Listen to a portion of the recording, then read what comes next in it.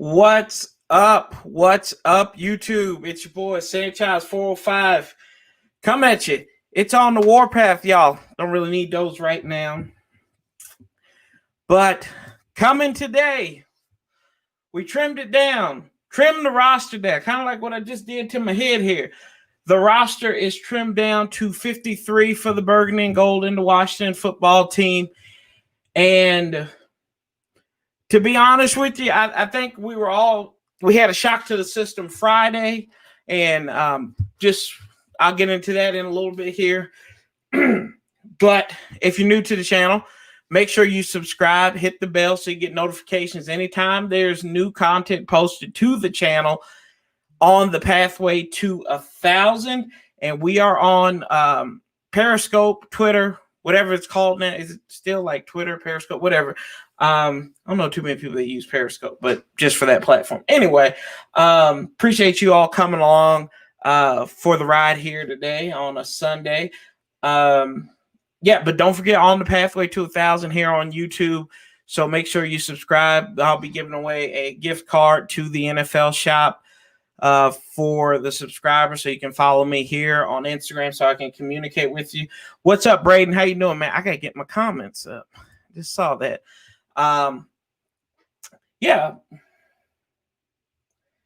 What's kicking with the practice squad? Well, we'll get to that in a second here. But the roster. Hey, appreciate it. Thank you, Warchild 276. All right. 276, that's local. I probably know who you are then. What's up, DC? How you doing, man? It's been a while since I've seen you up in here. Good to have you along. Good to have y'all along. So I'm going to start because, I'm very self-deprecating if you all haven't realized it by now. So this little chicken scratch sheet was my little roster, 53-man roster prediction. And I have the roster here. Of course, it was released yesterday, but to avoid the rat race, I said, wait till the practice squad comes out, and then we'll do it from there. But appreciate all y'all coming by, stopping by. What's up? Yeah, Franklin. I had to get the new cut. People were starting to throw dollars at me, and I'm not in that business. So they were like, you need to get a haircut. What are my thoughts on AP and releasing Trey Quinn? Trey Quinn, I'm not too worried about. I really even wasn't worried about the Adrian Peterson thing. I was shocked more than anything, but a lot of people are upset about it. I wasn't too upset. I just thought that he would be on the team. He's not on the team now. It's unfortunate, but that it just doesn't fit the makeup of this team right now. So that's what it was. Thank you, Adrian Peterson, for everything he did for the team in the last 2 years. Probably the best offensive weapon, consistent offensive weapon they had over the last 2 years. What's up, Jay? How you doing? But getting to that roster, so and a lot of people talk about the Adrian Peterson situation was it sucks that they released him. Yeah, it does. But they let him get ahead of it. He wasn't getting called in on Saturday like a rookie. They said, look, we're going to let you go and move on from there. Because I'd rather, if he doesn't fit this system, or he wasn't going to fit in for week one or whatever, I didn't want another Philadelphia debacle from last year. It would have been deja vu all over again. But Ron and this team, they do stuff differently, y'all. And that's what we got to realize. They are doing stuff. We might not like it. I know a lot of people are having hiccups right now because of it, but it's okay. The sun's still going to rise right now. You can see it on my face and not my shiny head. Let's see here. I doubt we would confuse you with from PVAC. Oh, man. I've been hearing rumors of possible Kerrigan trade. Your thoughts? Has he lost a step as far as a pass rusher? And do you think we should cut Reuben Foster? Reuben Foster's not going to get cut. He's been on the IR, so he'll be fine. Kerrigan, I think that would be the low down, dirtiest thing to do to that man. after what he's done. He's a sack and a half away from the all-time sack record. That would be despicable to cut him, trade him. I think that would be just despicable, and that would be something that the old guard would probably do. He's finally in his natural position, of defensive end. So I think that's going to bode a lot better for him than going forward. But yeah, we'll take a look at this roster here as I get ready to share my screen here. And there it is, the 53-man roster. And just to preview what I had here, up top with the quarterbacks, if you all can see it, they've got Haskins, Allen, and Smith. Now, this is not a depth chart. This is by their numbers on the roster. So folks that are thinking like, oh gosh, Antonio Gibson is going to be the starter at running back. That's not necessarily the case. So you've got Haskins, Kyle Allen, Alex Smith. A lot of people, I think we all knew this was going to happen. I think a lot of people were upset about the Alex Smith spot with him being the third quarterback. And they were like, well, that could have been another roster spot for somebody. The one thing that they probably could do, and this is the only thing I can think to justify it, is if he has the ability to go out and make him earn his $20 million or whatever he's supposed to be due this year, you couldn't cut him because that would have been a bigger hit, and that just would have been a whole bunch of dead cap space. So I understand why they kept him. Why they kept him on the active roster, I'm not sure. I don't know. Maybe there's some escalators in the contract, but I know that they probably feel guilty cutting him, and I think that would just add on to the bad press that you had. And make sure y'all like this. If you're coming in, make sure you share it out if you can. Running backs. Now we got the big news of the running backs on Friday with Adrian Peterson, and there were no other running backs left, so everybody came in as a default. They were going to make the team. So you have Antonio Gibson, Peyton Barber, Bryce Love, and J.D. McKissick. I said something earlier on Skins Fan or Burgundy Gold Fan all day on his live Friday. I commented. I said that it's like the running backs are going to be 4 additional wide receivers, 3 to 4 additional wide receivers, especially Gibson and McKissick. Appreciate it, War Child. Thank you. But Antonio Gibson, they've had a lot of good things about him. The only thing that really concerns me about Antonio Gibson, and I love Antonio Gibson, what he can do, was he a one-hit wonder at Memphis? That's the only thing. We know he was an instant offense for the Tigers last year, especially are they Tigers? Yeah, they're Tigers, I think. He scored in 3 different ways, kind of like Steve Sims Jr. did for us last year. So I don't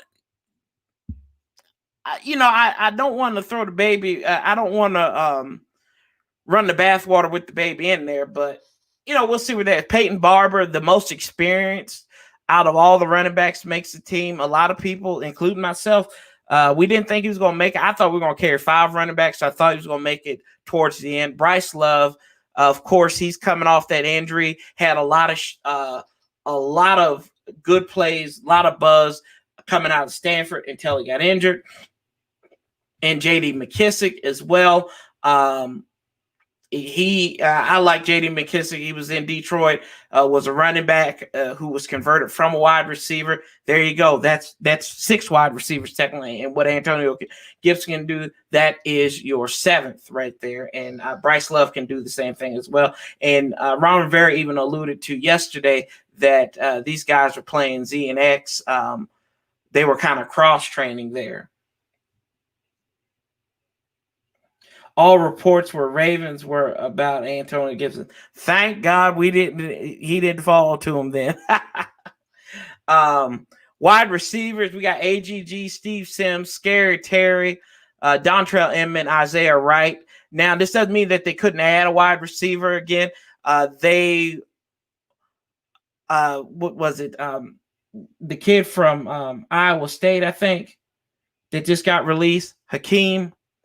And then you've got Mohamed Sanu out there as well. Those are two guys you could probably add on to this team. What I find interesting is that this wide receiving core contains three players that were undrafted. I don't think Dontrell Inman was drafted, but Isaiah Wright, Steve Sims, they were undrafted players. And then you've got Antonio Gibson and Terry McLaurin. They were, weren't they third-day picks in consecutive years?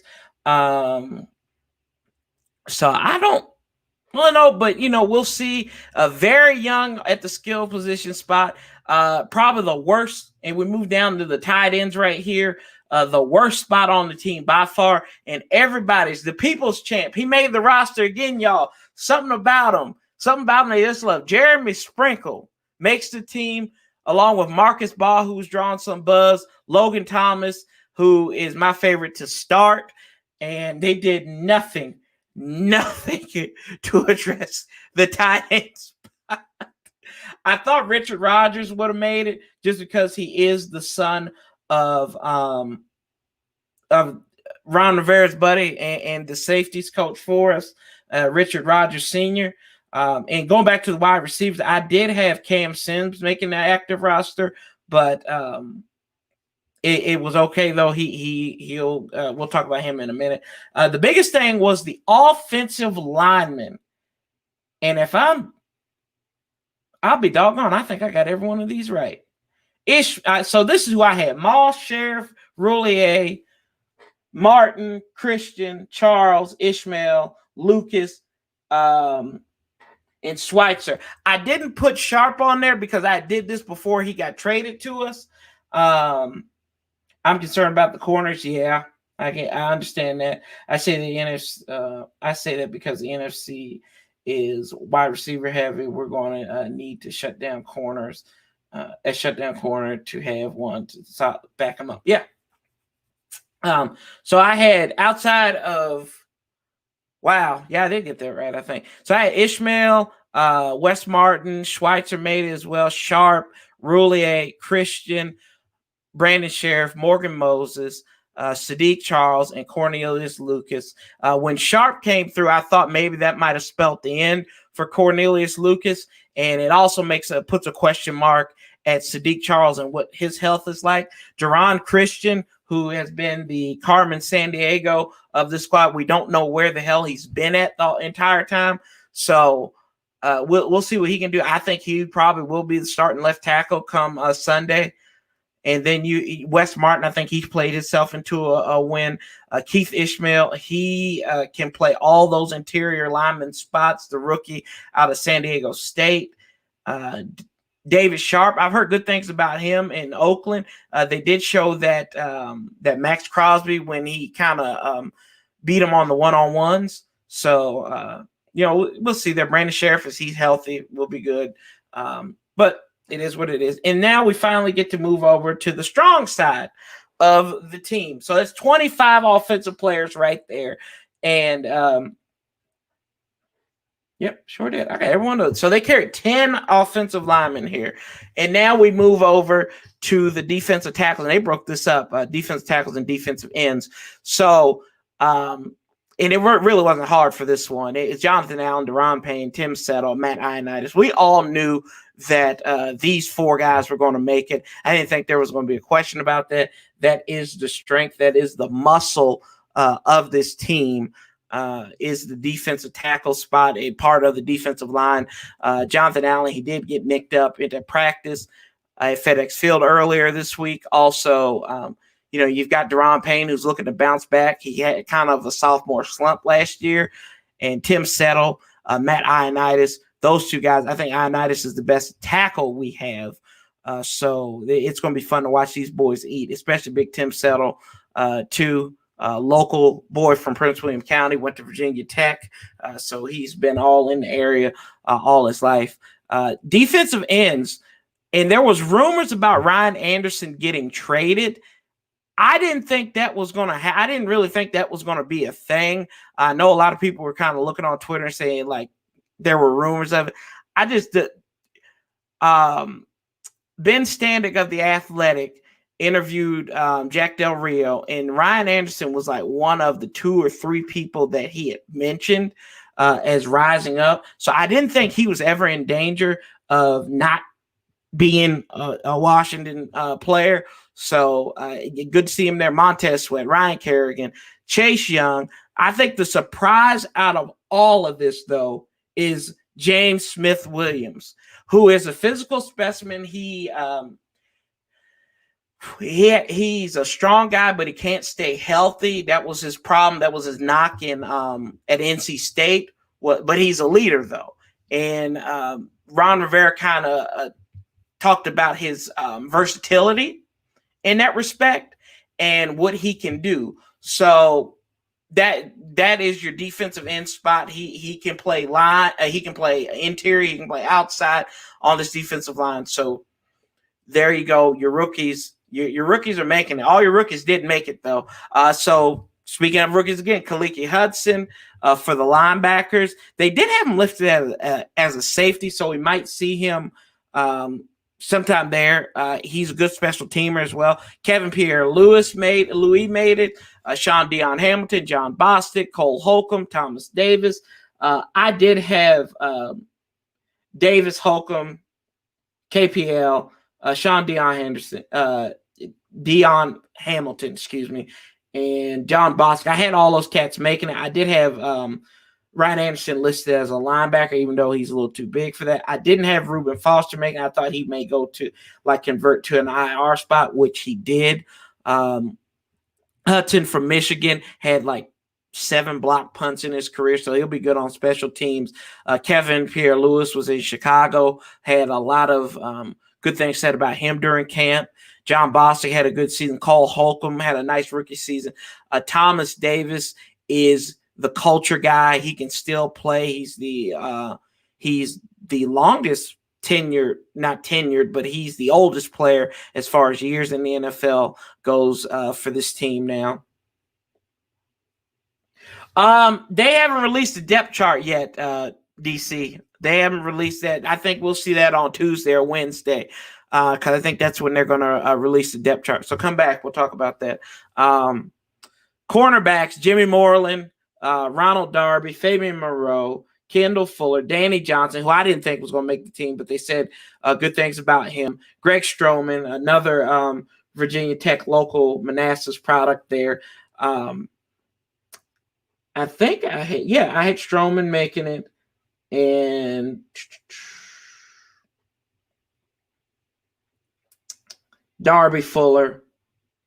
Yep, had all those guys making it. Moreland as well. I'm looking forward to seeing what small college Jimmy Moreland can do. Ronald Darby, I think he, we started in my family, we started calling well done steaks Ronald Darby, because you got to burn them just good. And then Fabian Moreau, I had him on there too. He's good outside. So he came into his own, especially later on in the season. He was playing. He had some injury issues there. Kendall Fuller, he's back. Probably play inside. Danny Johnson, like I said, he was nicked up, but it was down to him and Aaron Colvin. And I think they said Danny did a little bit more, and this is coming out of Ron Rivera's mouth. And then Greg Stroman gives you a little bit of versatility. He can return punts if you need him to as well.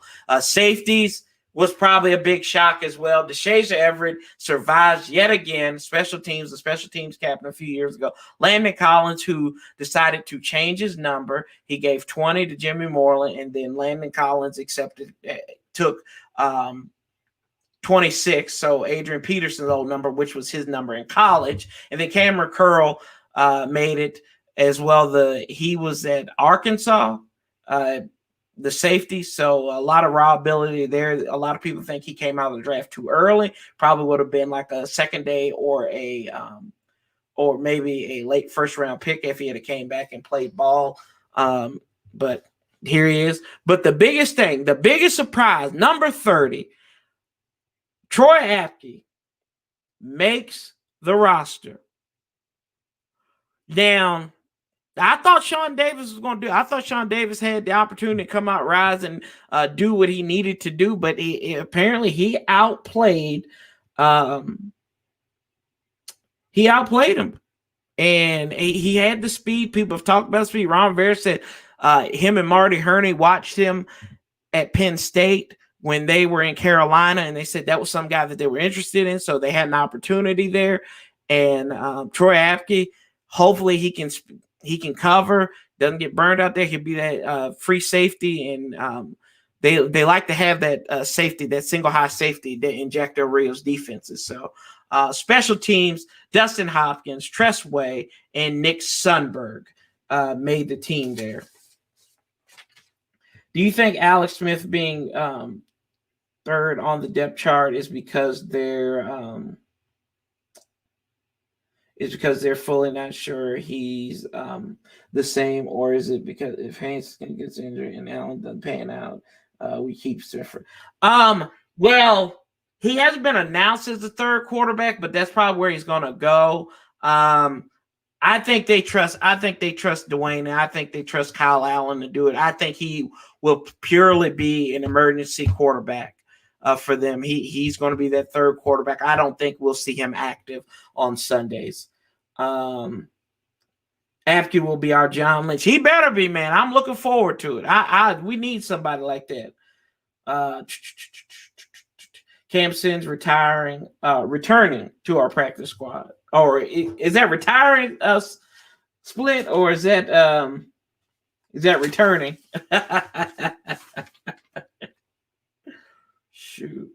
But yeah, I mean, I just want to be aggressive. He can be aggressive like John Lynch, and then you put him over there with Landon Collins. My God, y'all, we'll probably have our best safety tandem since 2007.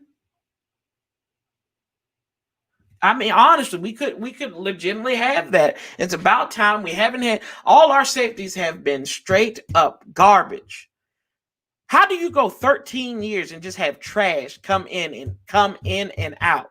Really, Landon Collins is the best safety that we have had. Either two safeties. I can't think of anybody else. OJ Atogwe was garbage, and he was halfway decent. LaRon Landry started shooting up and stuff. He wasn't that good. Chris Horton had spots. So I don't know. Y'all name me a safety that we've had that's not named Landon Collins that was – we had – this tells you how desperate we were. Reed Dowdy was on this team for 6 years. No, I know. Yeah, that's what I was talking about. I was talking about Sean Taylor. I'm saying outside of Sean Taylor. We haven't had nobody. No damn body at safety. I still see, yeah, you and me both, Tone. What's up, Gunner? Maybe Dan Snyder could explain the garbage part to you. I don't think he was looking at garbage cans much. I think he was looking at something else. But try to be family friendly, right? DC. But yeah, that's your roster here. So with that, when your roster comes, you have to make some cuts, right? So this is the cut list right here. Aaron Colvin, Sean Davis, Nate Orchard, Richard Rodgers. Surprised Richard Rodgers didn't make it, like I said, because his dad is on the team. Also, you get 16 spots on your practice squad this year. 2 of them can go to like longtime veterans. Like that's why Philadelphia put Josh McCown as emergency quarterback on their practice squad, because nobody gonna get him. Is Kendall Fuller hurt? He has had some injury. He's missed a couple of practices. Like that, we're going young. It will be sink or swim for these young guys. Yeah, you're right. You're right, Gunner. So the team waived Paul Adams, scrub, David Bada, who is an international player, Jordan Brailford, Tony Brown, Josh Garnett, Hale Hinches, Jonathan Johnson, Ryan Lewis, Steven Montez, Jared Norris, Timon Paris, Donald Payne, Pierce Barker, Trey Quinn, thank God, Jeremy Reeves, Cam Sims, and Steinmetz and Way. So a couple of these guys we don't really care. What's up, Merrill? Why cut AP instead of Barber? A Barber fits the system better. No, ma'am. That's what they said. That's what they're claiming. He fits the system better. But let's see. And this is the practice squad. They put 13. You can have a max of 16, but since Washington has an international player, you get an additional spot. So David Bada, who is the defensive tackle that they got from England, he comes back. Jordan Brailford, who was a rookie, was the Mr. Irrelevant of Washington last year. Tony Brown, who signed early in the week, played with Montez at Colorado. Aaron Colvin, who came on halfway through the season last year, he's going on there. Josh Garnett, he was signed a couple weeks ago. Hale Henches, everybody's favorite tight end for the last 2 weeks of the season. Montez, Jared Norris, who linebacker from Carolina, played a lot of special teams. Nate Orchard, who was the MVP of the Carolina game last year. Donald Payne, Pierce Bacher, Jeremy Reeves, and everybody's favorite, Cam Sims, makes the practice squad.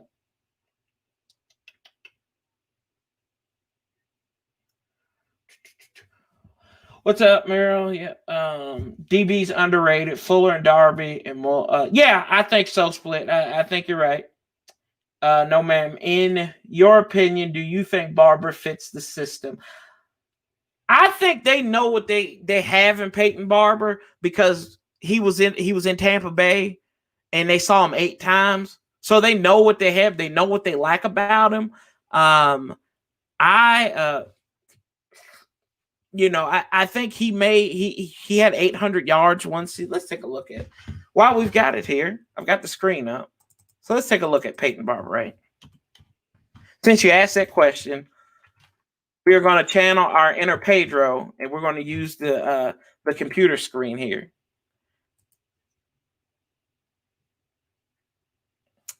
Let's see. So here's old Peyton.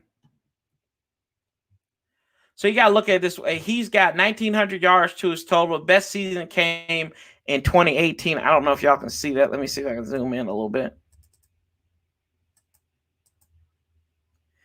Zooming in here for us.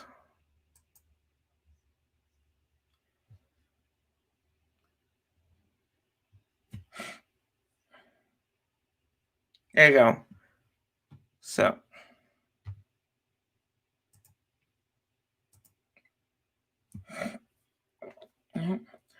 What's up? What's up, Ready Red? So here we go. All right. So these are Peyton Barber's numbers when he was in Tampa Bay. And they don't blow you off the roof. They don't blow you out the roof. Best Buy. As y'all can see, I've been trying to buy a computer, and now they're running ads for me. But you can see right here, subpar numbers. Not the best receiving back over here, but yeah. So that's what you got here in Peyton Barber. Averaging about 3.6 a pop for his career. Let's see here. We got comments. Y'all done blow me up now. So yeah, Sims can't seem to catch in the regular season. He had a couple, Gunner, in that one game in the Giants game when I was there. So let me take the computer off here so y'all can see me again. Stop screen. There we go. Boom. Okay. And then also, if y'all want to come on, chit chat talk, got banter.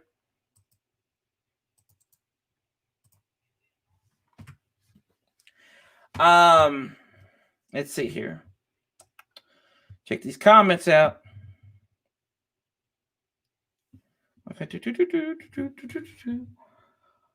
We will know by the end of the year where we stand for the future, have cap room, maybe get a big name or two, and can focus on our draft fill out. Yeah, and that's what Ron Rivera does. We saw that in Carolina. You're absolutely right, Gunner. And so I think that that's a great assessment, and you don't want to use that money. Uh-oh.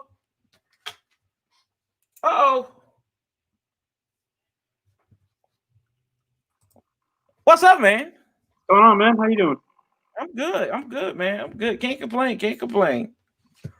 Shoot. Good to see you. Yeah, man. Out in California for work, so. Yeah. Oh, okay. So what you think? Did What'd you think about the AP cut? I was definitely surprised. Thought it would come next year, but hey, we're going young. Might as well go young now. So Yeah, that's the same thing. I was like, I was shocked. I was like, wow. I said, I couldn't believe that. I thought they were legitimately going to keep 5 backs on the squad and just have it there. You'd have like a mix where you could do a lot of speed and you'd have that power there with AP. But I don't know. I don't know, man. Hey, so I think maybe they think he doesn't fit the system because everybody else yeah, is fast, catches the ball out of the backfield, is versatile, and AP is a volume runner where you got to keep handing it to him. It's going to slow the offense down. I think so. That's probably why. yeah. That's what I'm thinking too. And even for what it's worth, though, there were times last season where it's just like he could not get it going. That you think about the only game I can really point to that is like this was a great game by Adrian Peterson. He didn't even go over 100. It was when they played Miami. I don't even think last year he had a game that he either had multiple touchdowns or had 100 yards. If I'm not mistaken, somebody check me on that. But he's a liability in the passing game. He can't, he's not going to be out there. That's not somebody you're going to have out on the field on 3rd down and long. I would like to have a power back. I guess they're going to say that would be Peyton Barber in that sense, but I don't know. I mean, you kind of expect that with somebody at his age. I mean, you see with quarterbacks, they'll have 1 or 2 really, really good games, but they're just not consistent anymore. I think that's kind of where he's at in his career. I mean, the line didn't help. We had a lot of offensive line injuries. There really wasn't anybody receiving other than McLaurin. The quarterback missed. Teams are just stacking the box, too, because that's basically all they can do. So, not all his. Yeah, that's right. What's up, Shay? How you doing? We have to beat the Eagles week 1. No excuses. Absolutely. I think we will do that. Big DC said, what's so sad about these cuts? Some of these guys may be better players than practice players. Think about last year. Who was our darling of the preseason? Steve Sims. He's right. And Ron Rivera even said that in his press conference too, that that there is possibility that there's a mistake made at one of these guys that got cut because you don't have that time to evaluate them. I thought that was stupid what the NFL did. They should have just gave them 2 preseason games, and you could have had a little bit of an assessment on these cats. But you're going to learn. He said that you're going to learn in the first 4 weeks. There's going to be a lot of substitution to see who the best 11 players are out here. I mean, at least he's honest. If this was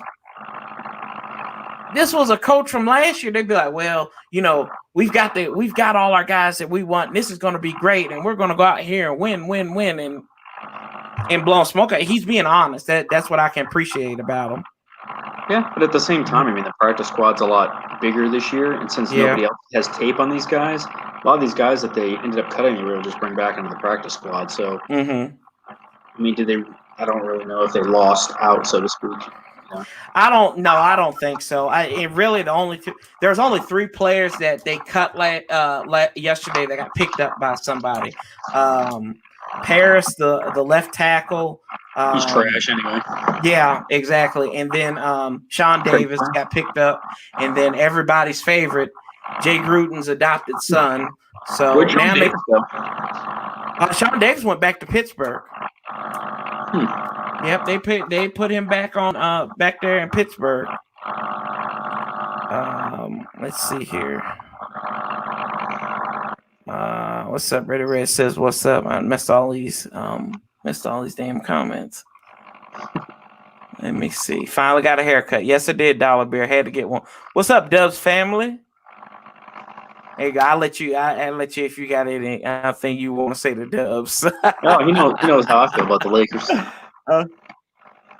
Celtics are letting the Raptors back in now. That's what sucks. Yeah, it's all good. Yeah. He rushed for 100 and chain TD against Philadelphia. I do believe. Wasn't that a 90-yard? No, I'm talking about last year. I wasn't talking about this past year. Warchild. You think the NFL should extend cut day to 4 weeks into the regular season? No, No, you might as well just go on in and do what you got to do. I don't know how that would benefit. I mean, the practice squad, because you're playing with live bullets. They already extended the size of practice squads so much bigger. It's 6 players. It's 6 players, and you can almost put anybody on the practice squad now. I didn't realize that. I thought it was still like the young dudes, but with COVID, they added on there. And then I saw, I said Josh McCown got put on Philadelphia's practice squad. So I was like, oh crap! I didn't know you can do this. Yeah, I need Hidge agent because I saw something where he's getting $12,400 a week to sit on his couch. Sign me up. Yep. That's what I'm saying. So. Let's see what's going on. That's right, Chris. It's almost time. How many wide receivers will dress on game day? I think all 5 of them will. Scary Terry's going to ball out on Slay. Yes. Hell, I watched freaking college football last year. Yeah, I did too. I watched it was some bad games on yesterday. Like 2 of them teams that shut out, like I think Marshall shut out Eastern Kentucky like 59-0, and then Army beat Middle Tennessee State like 42-0. So the beginning of this season is super ugly. Yeah. It's going to be ugly. Like, I don't think the teams that we think that are going to do well, I don't think they're going to do well. And it's going to be like some bad teams that start off fast. It's going to help them out. Teams are going to come down to our level the first few weeks of the season if we have a chance. That's right. We just can't play down to their level. I wish we'd catch the Eagles later in the season instead of starting off because they have a few injuries now, but by like week 6, I mean, they're going to be on third stringers. But the Giants supposedly are looking awful at camp. Hoping that's true, but they say Jones is fumbling in non-contact drills, and they're going to be starting a rookie left and right tackle. They're in trouble. Yeah, I always say, and I always find it funny, and I know Dollar Beer is going to get mad at me when I say this, but it's okay. For our delusion that we have as football fans, I think the Giants, you got to think about this. We got a lot of mess, but you think about the coaching influx that they've had over the last 5 years. They've had, 4 coaches in the last 6 years. Coughlin left after the 15 season, right? So 15, you had Coughlin. Macadont was 16 and 17, and everything blew up there. Then you had Schumer the last 2 seasons. That's 3 right there, and 4. Now you've got Judge Judy Brown, Joe, whatever his name is, Joe Judge, Joe Judy. Yeah, there you go, Joe Judge. Yeah. What's up, Juan? Man, how you doing? Well, come on, man. Do you guys think Apke is going to maintain his starting position barring injury? I think so. I think he played good. Like, people don't realize it because I think it was such a crappy game. He played well, very well against San Francisco last year. Like, he played really well. Like, if they had a chance to win, I bet you he probably would have been in the conversation for Defensive Player of the Week that week.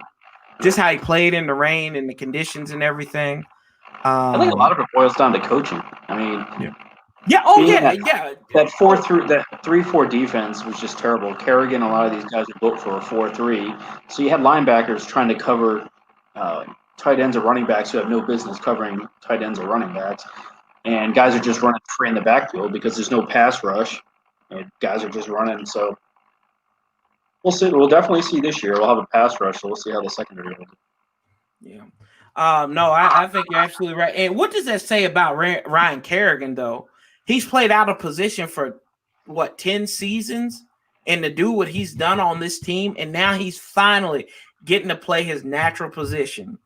He'd have broke the sack record like 3 years ago. Oh, yeah. I think, no doubt about it. He probably would have been like, you think about it. He had like 12 sacks a few years ago. That could have been 15 or 16 if he was at his natural position. Because he's worried about it. I always knocked him because I said, he wasn't like impact because you didn't see a lot of sacks on third downs, fourth downs, and stuff like that. They came on first down. But a lot of time he's going back, dropping back in coverage on those downs sometimes. So he's not being the rusher. And let's be honest, like you said, coaching the defensive minds the defensive mindless that we've had over the last decade did nothing to help him. Yeah. I mean, he hasn't had a lot of help on the other side either. It's basically been him. Yeah. Whenever we had another guy on the outside that could help him to rush. We haven't really had anybody that scares you. What was the guy we drafted? Arakpo? Maybe. He stayed hurt, though. Arakpo was hurt half the time. Yeah, that's what I'm saying. They basically could focus Kerrigan or force him to be in coverage. Mm-hmm. We basically lost our pass rush. So. Shoot. Let's see here. Yeah, okay. Well, the NFL, let's see here. Big DC over here. The NFL should have gave those players 2 preseason games. Hell, we live in a world where a Method Man plays a credible lawyer on freaking.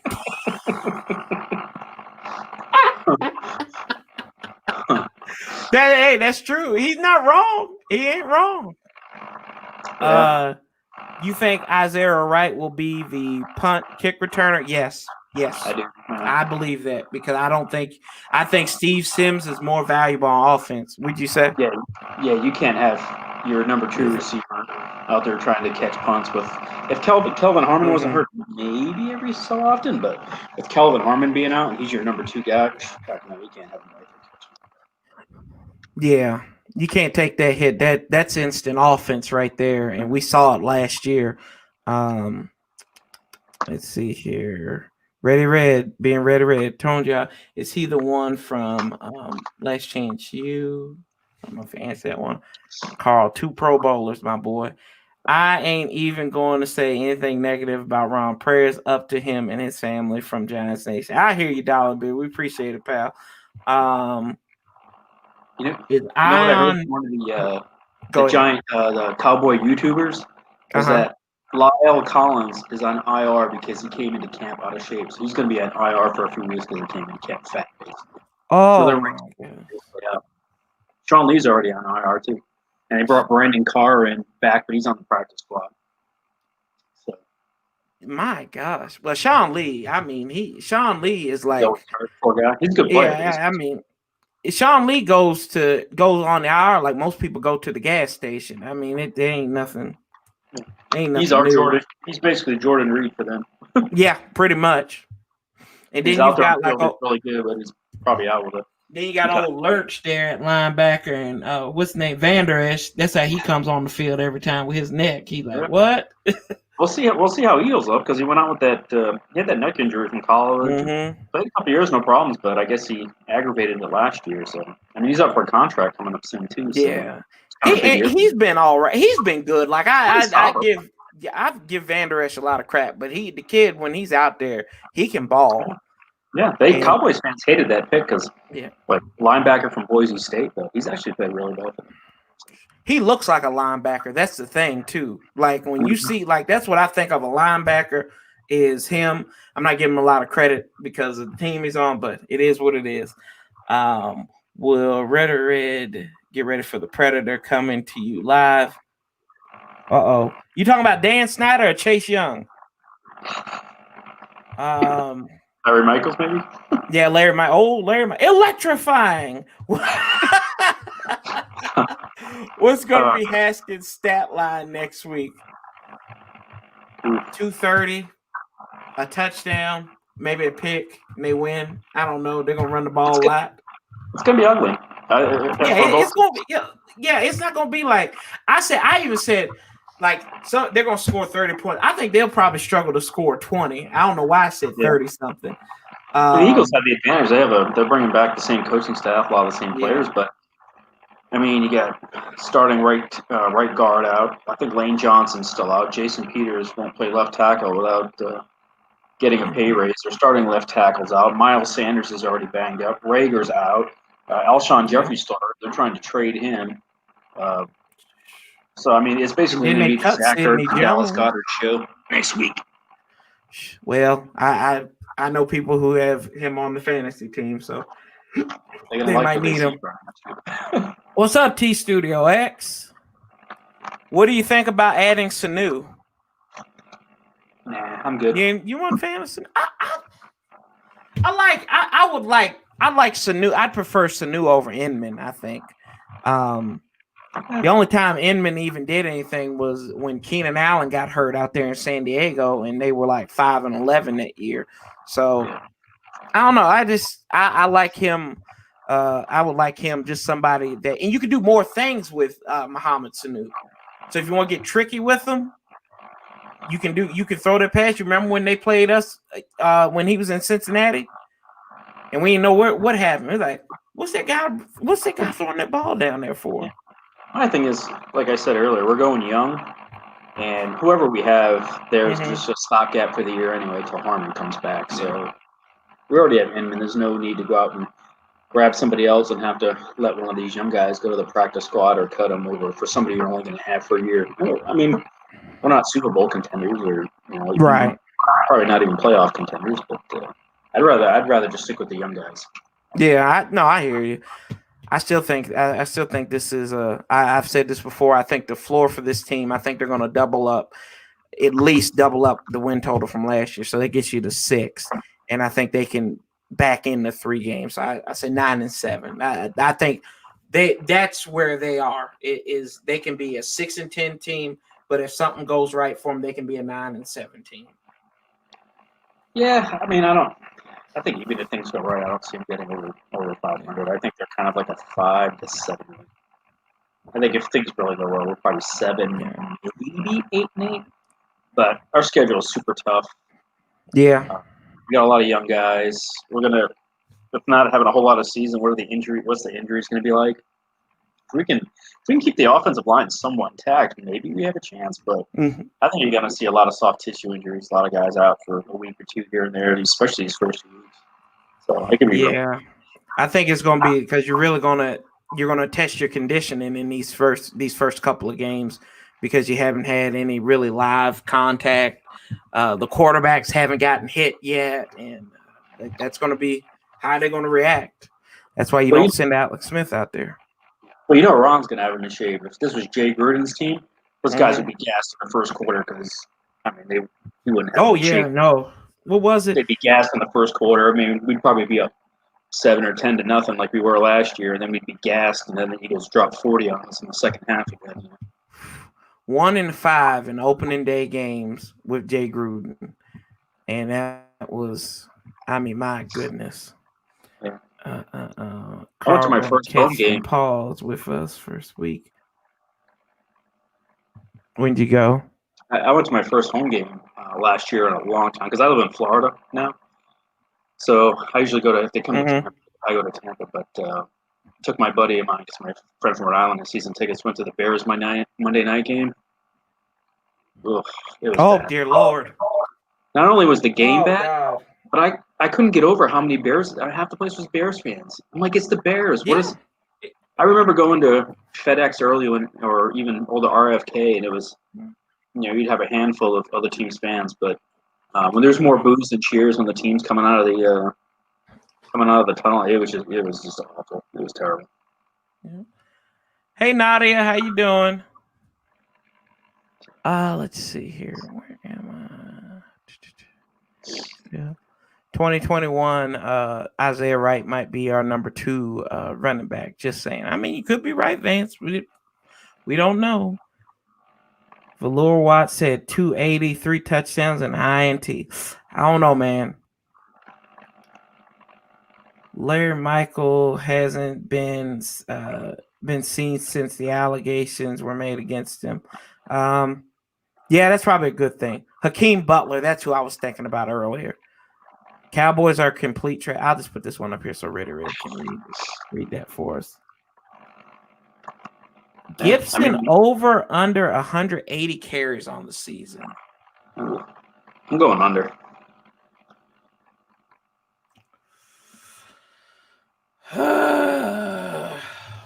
Yeah. To be honest with you, he can have more catches than runs. Yeah, I think so. No, I think so. I think he's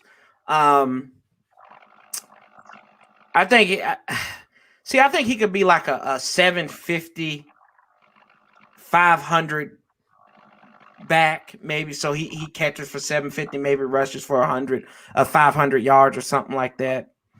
Somewhere in between 400 500 yards. So, and it's like I said, and you've probably heard my theory too. That I don't believe you need a like one of these elite running. You don't need an Ezekiel Elliott type running back to win a Super Bowl, and because it's been proven over the last 10 years that you don't need those type of guys. You need guys like Damian Williams last year who did it, Dion Lewis who was with New England. Those guys are who get you that win games for you. Yeah, I agree.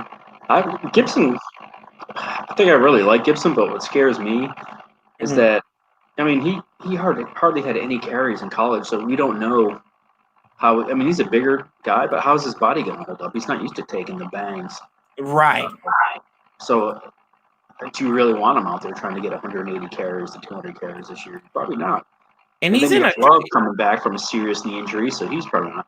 And McKissick's not an every down back either, so I don't think they're going to run the ball a whole lot. I think it's a lot of short passes. We didn't run the ball a lot with Norv either until they had Stephen Davis was them last couple of years in his tenure. But yeah, I don't know. I just don't see us being a run heavy team. And it's just. Yeah, and he comes from a cupcake conference. Say what you want to, but Memphis is not. That's not an elite conference that they play in. Were they in the American Conference? Yeah, something like that. But those holes that he was running through, I mean, even my fat butt could have ran through them holes, no problem. I mean.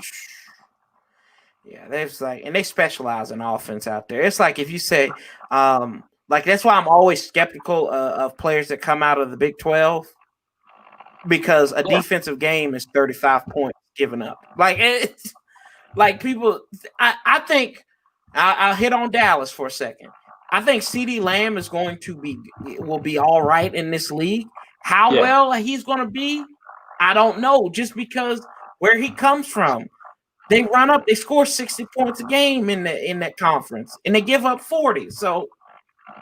Yeah, they put all their best players on offense, and they put nobody on defense. I mean, you watch some guys, they're 10 yards wide open. Oh, man, look at this great quarterback from the Big 12. It's like, the guy's 15 yards wide open. I mean, you better hit him. I mean, he had 50 touchdowns, but the guys are just wide open. Yeah. If they're from the SEC or they're from the Big 10, some from the ACC, but really if they're from the Big 10 or the SEC, I'd be like, okay, I believe you. I trust you. I trust that assessment. Yeah. But other than that, I ain't messing with it. Let's see here. Dub said, "Scary Larry." Hi, Anna.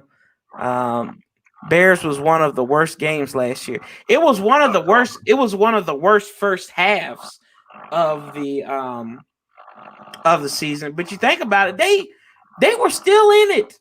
They were still in it in the fourth quarter. They lost by like 8, wasn't it? Yeah, something like that. I mean, as much as I was mad at the team, the one thing that I appreciated was those guys didn't quit. I mean, even though they were getting their butts kicked in that first half and it looked awful, they kept plugging along and they didn't quit. And they actually made it the game and, actually could have maybe won that game. But yeah, it was. Yeah, they could have made it interesting.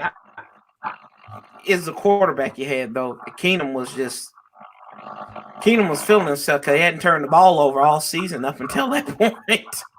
Yeah, you knew it was coming because that's his career. It's like Fitzpatrick. You're going to get a couple of good games at him, but then that stinker, just a matter of time where he's going to throw 5 interceptions. So, I remember I was in a bar no, we weren't in Pittsburgh. We went to Pittsburgh the next day. We were somewhere in West Virginia, and we got up in the bar, and they came across the ring that they had traded for Case Keenum. I got up. They looked at me like I was cussing at people. I said, "What the? This doesn't make no." I was hot. Yeah. I was hotter than the for fresh sign out there at the Krispy Kreme because it was. I was like, I didn't understand it. I get it. Alex Smith was hurt. You're gonna need a quarterback, but Case Keenum, they had a good defense. They had a good defense in Minnesota. He didn't do anything in Houston. He went around. I mean, that guy had been on. It was like his sixth team in like 5 years or something. At that point, Yeah, Jared Goff beat him out. Yeah, but I mean, there weren't exactly options either out there. There wasn't. They weren't many quarterbacks that were on the free agent market that we could bring in and say we're halfway decent. Kind of stuck. Oh, yeah, there were options, and there was reports. I think I was either listening to Kevin Sheehan or John Keim's podcast one time, and they said in 2018, Jay Gruden, and this probably would have got rid of him earlier, but Jay Gruden was comfortable with having Colt McCoy being the starting quarterback. And not Alex, because that trading for Alex Smith was a Bruce thing. Right. So I'm like, if you think that's a good idea, then somebody needs to, your sanity should be questioned. Yeah. There's a reason he's a career backup. Yeah. He'll give you one or two decent games, but he's not one of these guys that's going to go out and because I was at the game in Tampa 2 weeks before Alex got hurt. Mm-hmm. Yeah. Team looked terrible, but it was a Fitzpatrick game. He threw for 500 plus yards, but every time they get down near the end zone, be turnover. Norman had a turnover in the end zone. One of their running backs broke free. It looked like he made a touchdown, and somebody stripped him from behind. Somehow we ended up winning that game. It was ugly. But Josh Norman actually played up to his contract that game, like you said. That's what he was doing. Yeah, that was the game where he said that the road fans were actually better than the home fans. Because there were a ton of Redskins fans. There's a ton of Redskins fans. Yeah. Florida, so many places were jam-packed with Redskins fans. Trash. Yeah. It's been the weirdest thing. Like I felt like I was at a college football game last year because we went to the Giants game, and behind the Giants bench, it was like straight blue. And I look over at Anna, and I'm like, that's what like we see at colleges. Like we don't see that in NFL games, where a section is just straight blue. Mm-hmm. I mean it was I sat by a guy who it was his 30th birthday, and he and his wife and his girlfriend and his mom, his wife and his girlfriend, Lord, wasn't Dan Snyder. They were both Giants fans, and he was the lone Skins fan in the whole thing. I think actually, it's not on this. It's not on this phone, but it's let's see here. It's bad. It's bad. We've been the punchline for the longest time. Decisions like that is why Gruden is a coordinator and not a head coach. Fair. We are the only NFC East that allows fans to take over the stadium. Yep. Yeah, I haven't been a fan of the Redskins coaching hires for quite a long time. I thought the Shanahan hire was pretty decent. I was even skeptical when they brought Gibbs back because he'd been out of the league so long, and that offense was kind of antiquated compared to what teams are running. So, I mean, I was like, yeah, I really wanted Gibbs back, but at the same time, I was not really sure. Schottenheimer go because Schottenheimer is actually, he was terrible in the playoffs, but he was going to win you games. At least we'd be competitive. This is the first hire in a long time that I've actually said, this might be a little different. Yeah, I'm right there with you. But the thing about about Schottenheimer, he won 8 games without a quarterback. He won 8 games with Tony Banks. And I mean, think about Tony Banks, who got benched because he was ineffective and got benched for Trent Dilfer the previous season. Mm-hmm. Like, what? And then, the Spurrier hire, I mean, that was trash. He didn't want to come. He didn't even want to come. The fact was, the only reason why they hired Marty Schottenheimer was Steve Spurrier didn't want the job at the time. And then they go back around and they go back and they hire. And then Dan was upset that Marty had fired Vinny Serrato. So then They fire Marty, and then swoop in. And then what does Marty do? But makes the Chargers respectable. The reason why people think the Chargers are halfway decent still is because of what Marty Schottenheimer did during his time. And I mean, he was only there a couple of years. What he got? Yeah, he was only there 3 years, and they fired him after that when they didn't make the playoffs, and then they hired Norv. Yeah. One thing you knew, you were going to win games with Schottenheimer. Yeah. You know, you were probably going to go minimum, 7-9, 8-8, but at least you were going to win games. Yeah. The coaches that we've had, I haven't felt good about any of them when they hired him. This is the first one in a long time that I've actually thinking maybe something's definitely different. So maybe this is it, but we still have Dan Snyder in the office. Yeah, it's never. It's like you said, when you go snake killing, how do you kill them? You gotta chop off the head, and until then, the head's still squirming around. No pun intended, though. Let's see here. It's a trial year for Ron. Next year, is going to sign big names. He's not going to sign. Y'all can say he's going to sign big names. Look at his track record. He doesn't sign big names. He takes care of in-house, and then he goes out and gets average to slightly above average players. They're not going to break the bank. That's why I was shocked when they threw that money at Amari Cooper. I'm just glad we didn't get him. I'm same here. He doesn't do that. He takes care of draft picks. That's why I think Jonathan Allen probably has a good chance of re-signing with this team, and keeping this defensive line together for a while.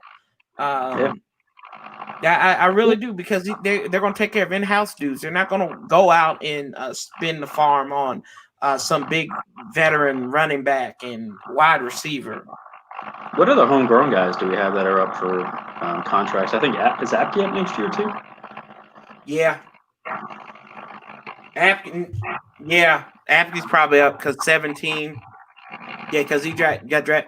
Was he drafted in 17 or 18? Yeah, 4. So yeah, he'd be up. But then Payne's 5th-year option is coming up, I think, pretty soon, because he was drafted the year after Allen. I'm trying to think who else we got. Ryan Anderson's got to be coming up. Yeah. Probably like Sean. A lot of these guys, like Sean Dion Hamilton, a lot of these guys are probably all coming up for pretty soon. This is going to be a big year for a lot of these guys. But we have the money to sign a lot of them. I mean, we got our path, so. I don't think we've ever had this much cap space since I can remember. Yeah. We don't need another Albert Ainsworth incident. Go out and sign some bone. Don't play like that. Don't play like that. Don't do that. Don't do that to me. Yeah, done. You'd have made me mad now. I'm like blind with rage right now. I can't see straight. I still got if I ever see him. No, I'm just kidding. I wouldn't do that. But seriously, you just want to stab him until the chocolate milk bleeds out, just because he's that daggone crazy. Yeah, he's what you call a check stealer. Shoot it. Hello. You also call. He went to the. Well, no, he didn't go to that school. He invented the school, the Sam Bradford School for check fraud. That's exactly what it is. Don't do a doggone thing. So, I mean, a lot of people want Jalen Ramsey next year. I think he would fit, but I think he's going to cost too much money. And he's what, 28, 29-ish? Yeah, I think he might be younger than that. Yeah. So, I don't know. I mean, if we can get it for the right price, maybe, but yeah, it's just one of those people that, he'll fit, but I think our defense is going to be decent enough that I don't really see us spending $15-20 million on a corner. No, I put that for tight end and maybe picking up another offensive lineman or something. I think there's more pressing needs. I think our corners will be okay. They're not going to be great, but I don't think they're going to be terrible. I think our biggest concerns going into next year are going to be left tackle, tight end. Not in that order, actually. It'll be tight end, left tackle. I I'd really like to see another wide receiver. I'd like to see a big physical wide receiver. So maybe I know AGG might be that, but I'd like to see one of those red zone threat wide receivers, and then maybe cornerback. And that's really. I think it really just depends on where we end up drafting. I mean, if we actually have a Right. decent season, then I think that offensive lineman from Oregon is going to be gone. Maybe we can pick up the receiver from LSU that everybody's talking about. Maybe. I think some of these guys might be gone, but if the offensive line doesn't hold up this year, then Haskins is going to struggle, and we may be in position to get some. Yeah. Yeah, we might be. You never know. We might be. God, I know that's forbidden. I know that's a forbidden thing. A phrase we want to say is that Haskins, might be on the radar block to have a replacement come through here. 7 days, man. Although Morgan is bad, trust me, it could be worse. Yeah, you're right. You're right. It could be worse, Mon. Absolutely. He could have come in out of shape and been put on IR like Lyle Collins. I give Morgan a hard time all the time because he's from Virginia, and he and we got them ties up here in Virginia. So I'm like, he's not winning. Juan, stop that! I'm just gonna put you on blast right here in a minute. Haskins is winning this year's MVP. Maybe most improved player, maybe. Yeah, he could. I think Alex Smith is going to win that. Alex Smith is going to win that when he walks on the field in week 1. You got to play. Mm-hmm. Yeah, you got to actually play. But I mean, people rag on Moses. Yeah, he's had some problems, but I think a lot of his holding penalties and things have been because he's been playing hurt, and he's just getting beat because he's been playing hurt. It's one of the first seasons that he's actually been healthy. He's lost a bunch of weight. I think Moses is actually going to be pretty decent. It's the left side of the line I'm really worried about. I think the right side's going to be pretty solid as long as they stay healthy. I'm not even worried about the left side. I'm only worried about one spot on the left on the entire line. That's left tackle, because you got Carmen Sandiego starting at left tackle because we don't know where in the world Jerron Christian's been at the last couple of years. Wes Martin was really good at right guard last year. Even scored a touchdown. So he has that awareness. Sheriff, if he can stay healthy, Roulier is always playing more, and he got Morgan Moses. Morgan Moses, for what it's worth, is his biggest problem is he holds, and he has he's got like a penalty Tourette's. Yeah. Seriously, that's all it is. He's like, oh, I got to hold. Oh, false start. It's just that's him it's his tick. That's exactly what it is. He has a tick that he cannot stop. Other than that, he keeps the quarterback clean at right tackle. He really does. He doesn't really get beat. Like I said, I think maybe some of those holding penalties is just because he's been hurt, and he's not maybe getting back in his stance fast enough. And instead of getting beat, letting the quarterback get smashed, he's holding him. But I think maybe if he's healthy, you might see quite a bit of less holding penalties because he'll be able to get himself into position to actually block guys instead of kind of being behind because his knees busted or his ankles are busted or So I almost wondered if we should move Sheriff over to left guard, put Martin at right guard, and then have Christian at left, because then you split up a little bit of the experience. But then instead of having all the experience on the right side of the line, you'd have it mixed up, so the Sheriff could help Christian a little bit with being experienced. And obviously Martin played a little bit of right guard last year, but he's got Roulier and Moses there. So maybe if you split the experience up a little bit instead of having that makes sense. No, I think that's a good, yeah, that's a good. I think that's a great assessment. Really, I think that would make sense because you get that ability, but where my only concern is, and he's supposed to be a professional, so that's not my that shouldn't be my concern. But since Sheriff has been over there on the right side for so long, and I don't know whatever protections they have, or for left guard as opposed to the right guard. So, but they've got a great coach now and on that offensive line. Matsko is that you go from Callahan to Matsko, and they've got a guy who's assisting him who just played in the league like 3 or 4 years ago. So I think they're going to be good. I think his offensive line is going to be a little bit better than what people are fearing. The only hole is left tackle, I think. Yeah, I'm not a fan of Christian. I mean, I hope what they're saying about him is true, but my thing is, he was brutally honest when he said that he wasn't putting in the work because he knew he wouldn't play. But that's my problem. I mean, you're a professional, you're supposed to be ready to play, and if you're that weak-minded that you're willing to quit that easy, what are you going to do in the regular season when it actually legitimately gets rough and there's expectations? You going to fold, or are you going to plug through and play? Mm-hmm. When that defense end is wearing you out, oh well, he was just too hard. I just couldn't get my hands around him and couldn't stop, so I just stopped playing. Mm-hmm. Like, no, you're gonna get your quarterback killed. Yeah. And then whose fault is it going to be when your quarterback gets killed? Not yours. It's going to be the quarterback, because people are going to be saying, "Oh, he should have got the ball out of his hand quicker. He should have got his ball out of his hand quick." But he can't do anything because you. Yeah, I think that's just piss poor. You can't. That's not even a football thing. That's a life thing. Yeah. Like, I mean, like, it's like you going up for a promotion or something, and you going for a new job at the job, and you've been a jackass all your time there, and then you clean up your act just for the interview process. You're not going to get hired, man. Yeah. You're not going to be. But his only saving grace is that, I mean, you got Sadiq Charles, who they say he's got the injury and he's still got the maturity problem. I don't really know what's up with Cornelius Lucas and David Sharp. I mean, it could be Sharp starting at the left tackle once he learns those protections and everything. So, and that's one of Gruden's grinders right there. No, he was a Del Rio kid. That's right. Jack Del Rio drafted the left tackle that was traded from the Raiders. Drafted him when he was with Oakland or Las Vegas, wherever they are now. I just hope Charles isn't Christian 2.0. Yeah. See, I don't know if I see weed. I don't think is Jerron Christian's problem. I think. No, I'm just saying. I know.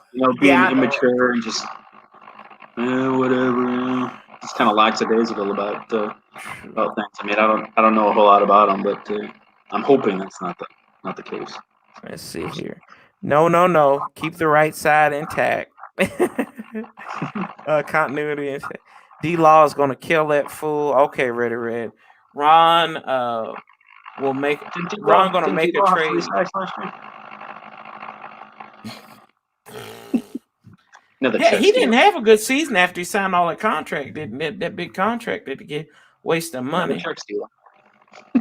Let's see here. If Haskins get killed behind our current O-line, well, you never know. Let's see here.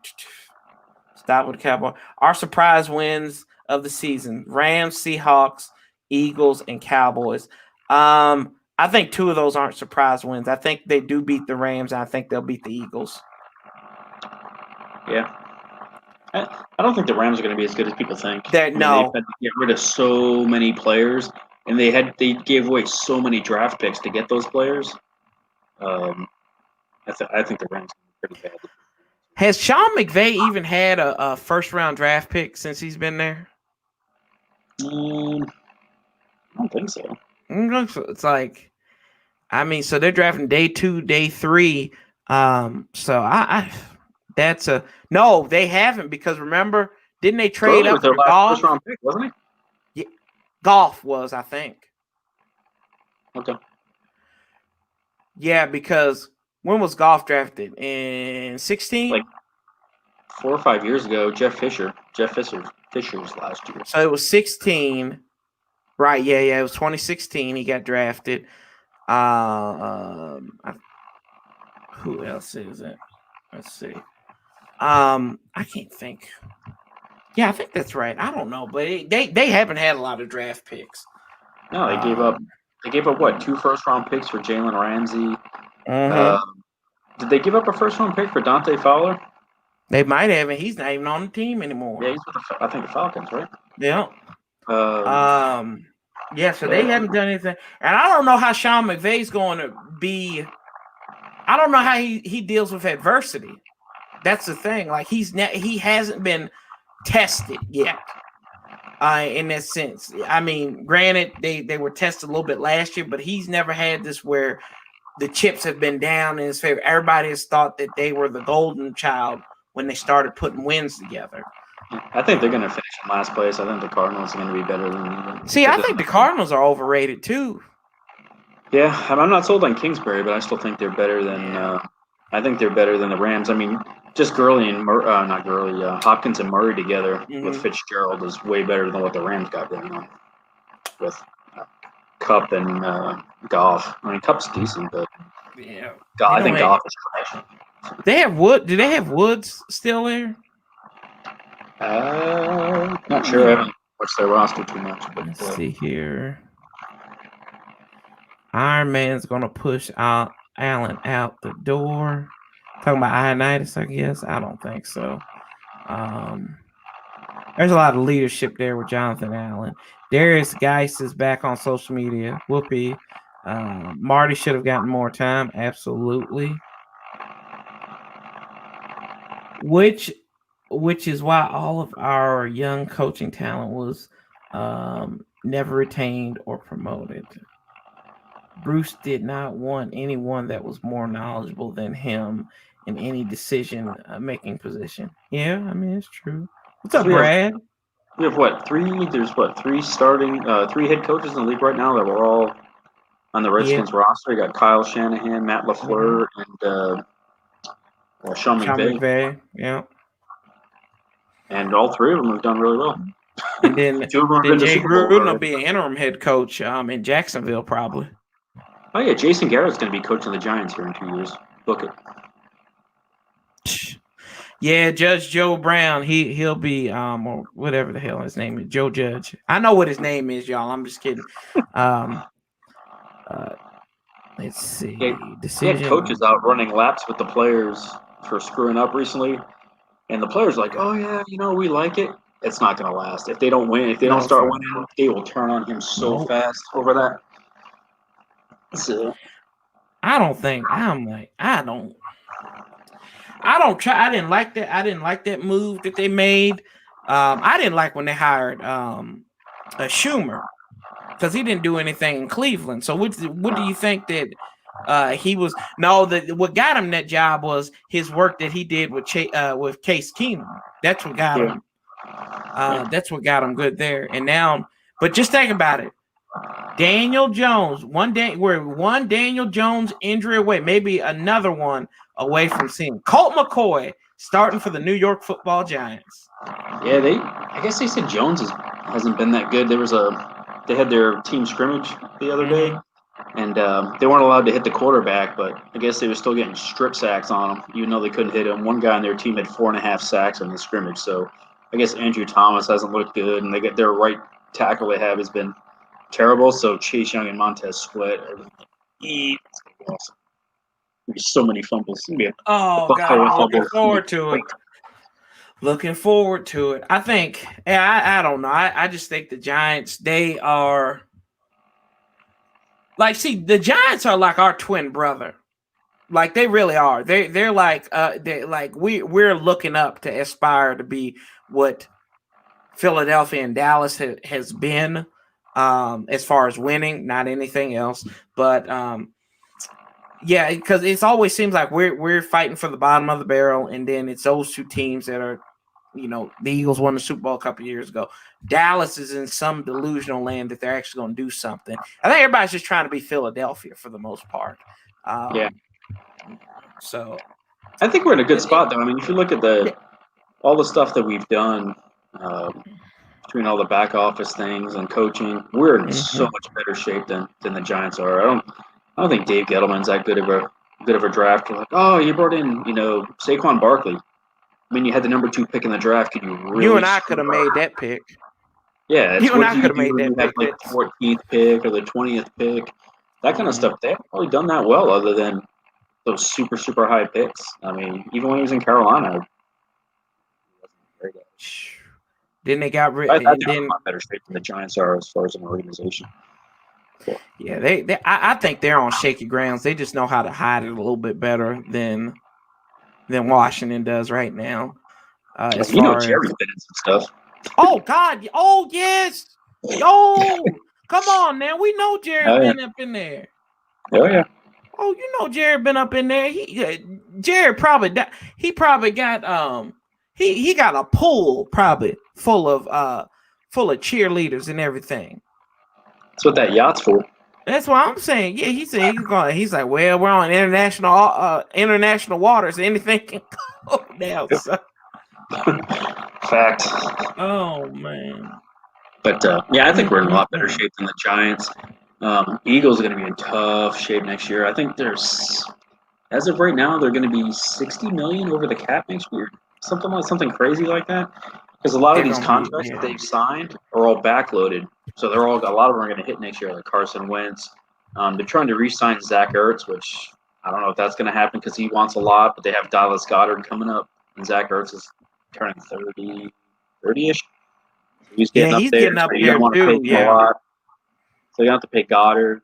You're already paying Wentz. I don't know about Miles Sanders, but yeah, they got a lot of cap. They're going to be dumping a lot of dead weight next year. But and you talk about the Eagles though. Every one of their like key contributors on offense is injury prone. Yeah. Zach Ertz, Carson Wentz. Their two top wide receivers, Deshaun Jackson and Alshon Jeffrey, they can't stay healthy. Mm-hmm. Like they've got to have the luck of the draw, and now you've got this all. That's the damning thing about them is going to be this offensive line. Is Dillard's not there? Brandon Brooks, who just got a new contract, tore his Achilles. You had to go back out to the senior citizens home and get Jason Peter to come back and not even play his natural position. He's going to be playing inside and he's going to be playing guard. I don't know how long that's going to last. Years old, so yeah. People were talking about us going out getting him. I said, y'all are on crack. Like this doesn't fit the makeup of what they're trying to do. And he's always hurt too. So you're not going to get 16 games out of Jason Peters. Mm-hmm. You'd be lucky to get 13, 14 games out of Peters. And then once Lane Johnson shoots up again, he'll be suspended for another fact. Didn't he get suspended for PEDs? I'm not sure. I know he had the Rona. I think he had the Rona there for a bit. Oh, well.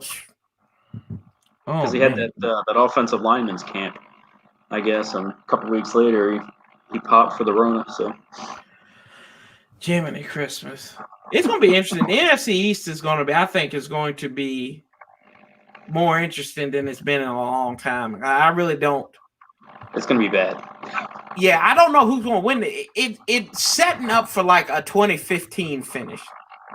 And really last year was like that too. It was just the team who really backed into it.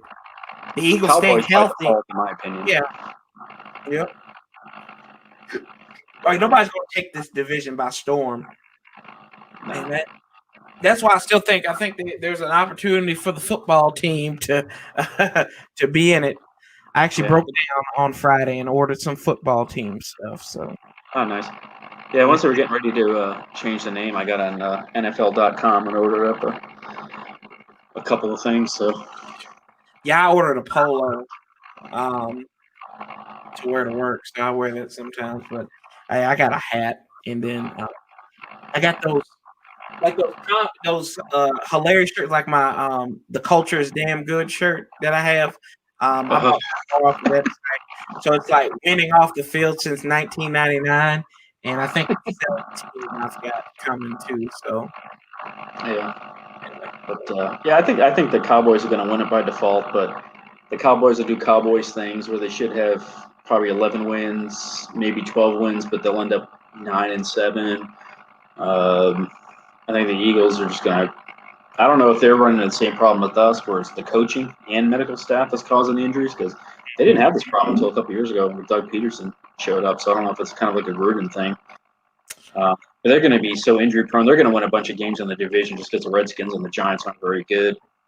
But I think next year will be different. I think the Eagles are going to go down. Cowboys will still be pretty decent for the next few years. But I think we're going to jump up before the Giants do. I don't know, man. I think they got a shot. They could be that 7th seed. Now that they've added that additional team. I don't think winning the division is in the cards this year, but I think I think they could back into a playoff spot.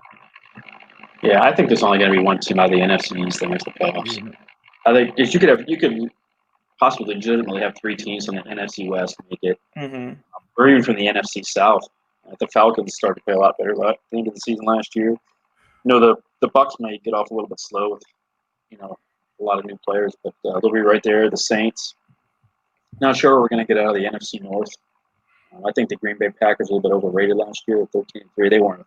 Yeah, they overachieved. I think they hit their ceiling. I think LaFleur is out of his. I don't know. I don't think I didn't think that was a good hire, even though they went 12-4.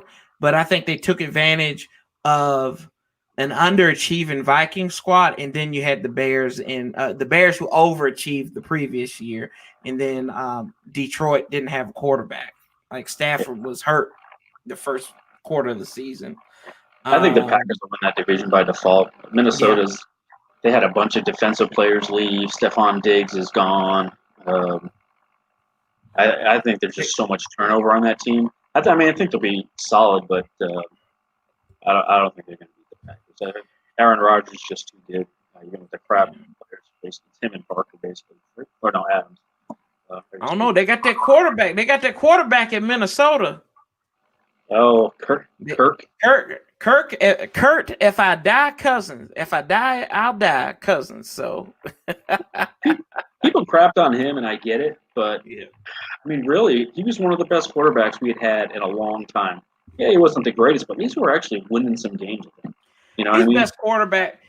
He was the best quarterback that I can remember in my recent memory watching. I've been watching this team since like the mid-90s when I was a kid, and I can count on one hand how many like good quarterbacks that we've had.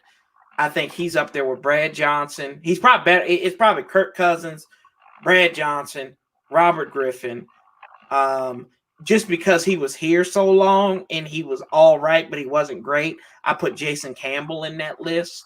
And I don't know who I would say at the 5th spot because it's only really been 4. None of those guys were great, but some of those guys were competitive. Yeah. You know what I mean? You knew that for the most part, you knew they weren't going to kill you. I mean, yeah, they throw the occasional Kirk Cousins when they would do big night games and kind of choke a little bit, but you knew you would at least be competitive. You're going to put up some points. So they'd be entertaining games. They would be entertaining games. And his best game came on that Sunday night against Green Bay. He was throwing in the wind. I was like, who is this guy? Throwing into the wind. I was like, what? It's one of those games where you could not even be looking at a receiver. Just turn the other way and throw it up, and somebody's going to catch it, you know? My gosh. It was like that game. That was a fun game to watch that night. I was like, who is this team? Like, what? I said, who's that quarterback? Yeah. Shoot. Kirk is a nice guy, though. I got to meet him in that rookie year. Second year, maybe. They came to Tampa and played a preseason game. So I took my dad, and we had tickets right behind the Skins bench. And Alfred Morris was down there. I got to talk to him. And then Cousins was down there talking to the fans and stuff. Super nice guy. Okay. Shoot, that was back. That's back when we were playing Tampa every year in preseason. I want to say it was like 2015-ish, maybe. That'd probably be right. Something like that. Yeah, because it was always the 4th week of the preseason when we would we'd play them. Yeah. I like it because it's only an hour from where I live, so really. Yeah. Brunel was decent. There we go. Brunel was all right for that. Yeah. That year. But he was 20 years old. Yeah. Old Brunel. That was. Hey, gun. Patrick Ramsey. Lord. Oh, yeah. Ooh. Missed out on Ed Reed because of Patrick Ramsey. I'm trying to remember who's the name of that. This is going way back, but I remember when we drafted Heath Schuler out of Tennessee. He was going to be the next big thing. He was garbage. Woo! That's one of Skins' favorite quarterbacks. He loves him some Heath Schuler. He was trash. Isn't he a politician or something now? He was for a little bit, and then he didn't run for re-election. All I know is was it the first game I ever went to? RFK back in 92, I think it was. Got to see the Redskins play Detroit, and this is when we were just smoking Detroit every year. Every time we played.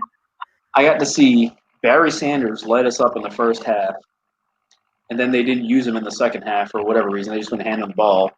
Goes to overtime, and then Darryl Green picks 6 in overtime, run that thing back to win the game. It was awesome. Oh, I've seen that. That was early. That was like you said 96, right? That was like 92-ish. Oh, okay. I remember there was a where they won in overtime in 96. I saw that Darryl Green picked them off and took it back for a touchdown. It may have been 96. It was somewhere around that time frame. But, yeah, my first game was Spurrier's first game. Oof. And they beat Arizona.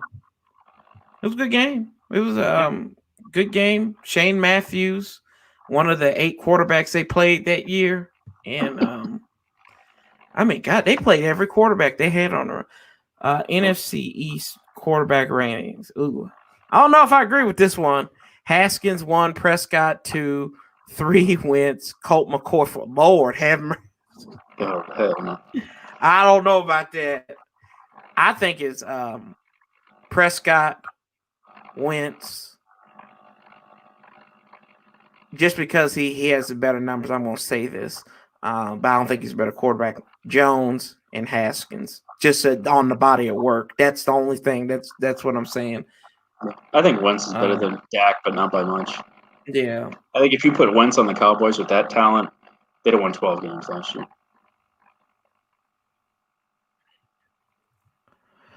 Yeah, I don't know. It's something about Wentz. I don't know. It just seems like I don't know. It just I feel like he's been emasculated so much because of that Super Bowl victory that he's never been the same dude. He has not been the same dude since Nick Foles. I think that's the worst thing that could have happened for his career was the fact that that they won the Super Bowl without him. Because you think about this, you were the the number 1 draft pick of this team. You were crowned the savior.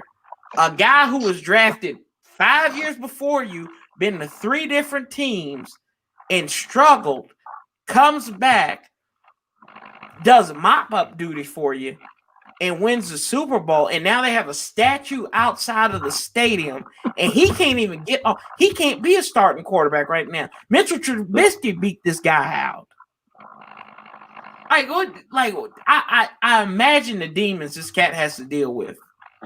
I mean, the Eagles, they were having a great season before Wentz got hurt, but if you even watch those last couple of games where Foles came in, they did not look good at all. I thought they were going to be one and done because they looked awful. But yeah, he just all of a sudden he got super hot, and sometimes that's all it takes.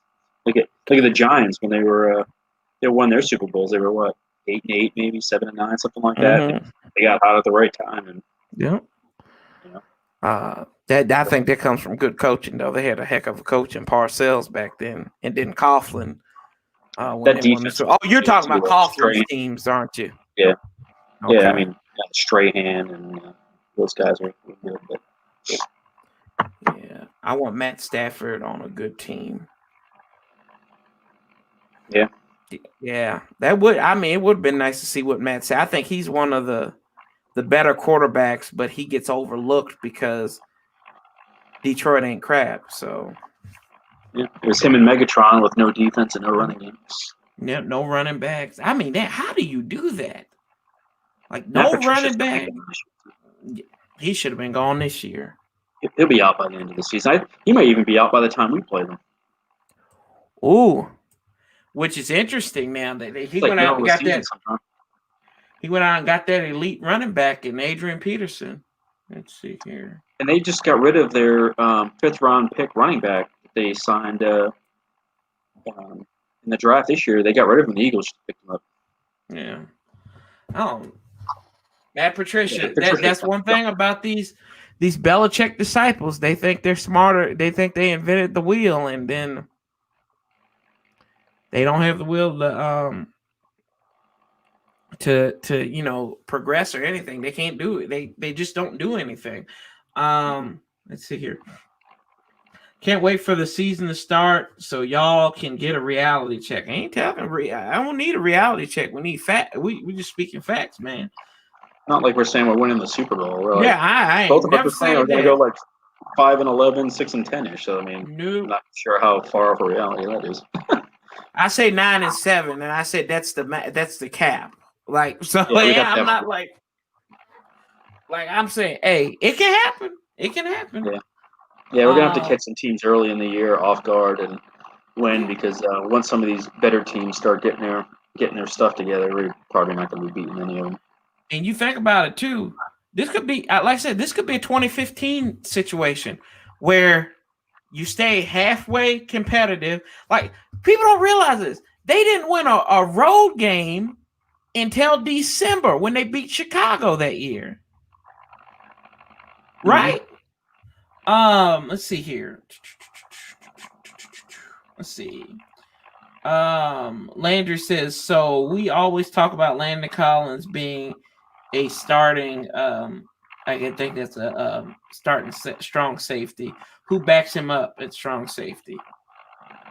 Pearl or Everett, one of the two. What's up, Jay? What's up? What's up, man? Yeah, I mean, I think it would probably be Everett, right? Would it be Everett? More or less. Either Carl or Everett, one or two, they would back him up. I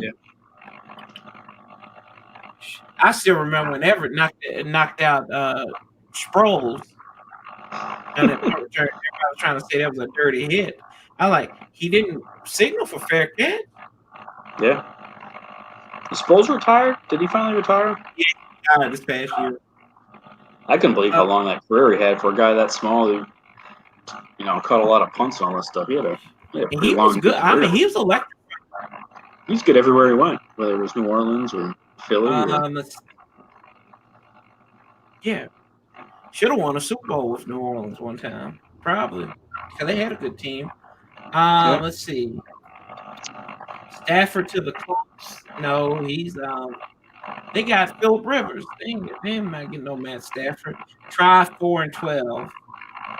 If you think the Giants are going to be 4-12, that's a little. I mean, come on, Dollar Beer. You got to set your goals up a little bit higher for your Giants, man. AP needs to sit down and watch the Weather Channel. I don't disagree with that. Who's y'all's captains this year? Y'all better add Tressway to that list.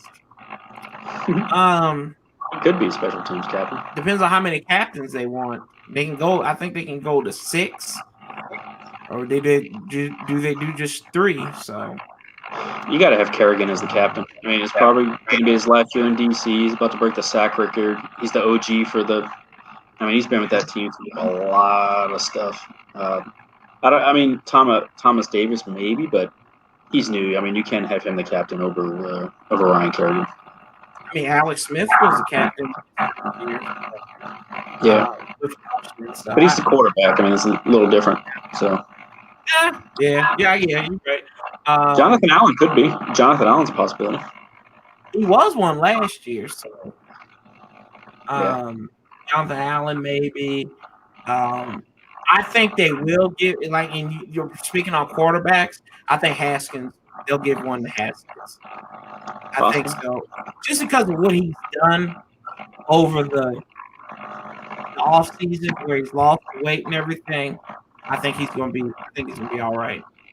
Yeah. I wonder if probably got to have one on the offensive line. I think either Sheriff or Moses, maybe. Probably Sheriff. Yeah.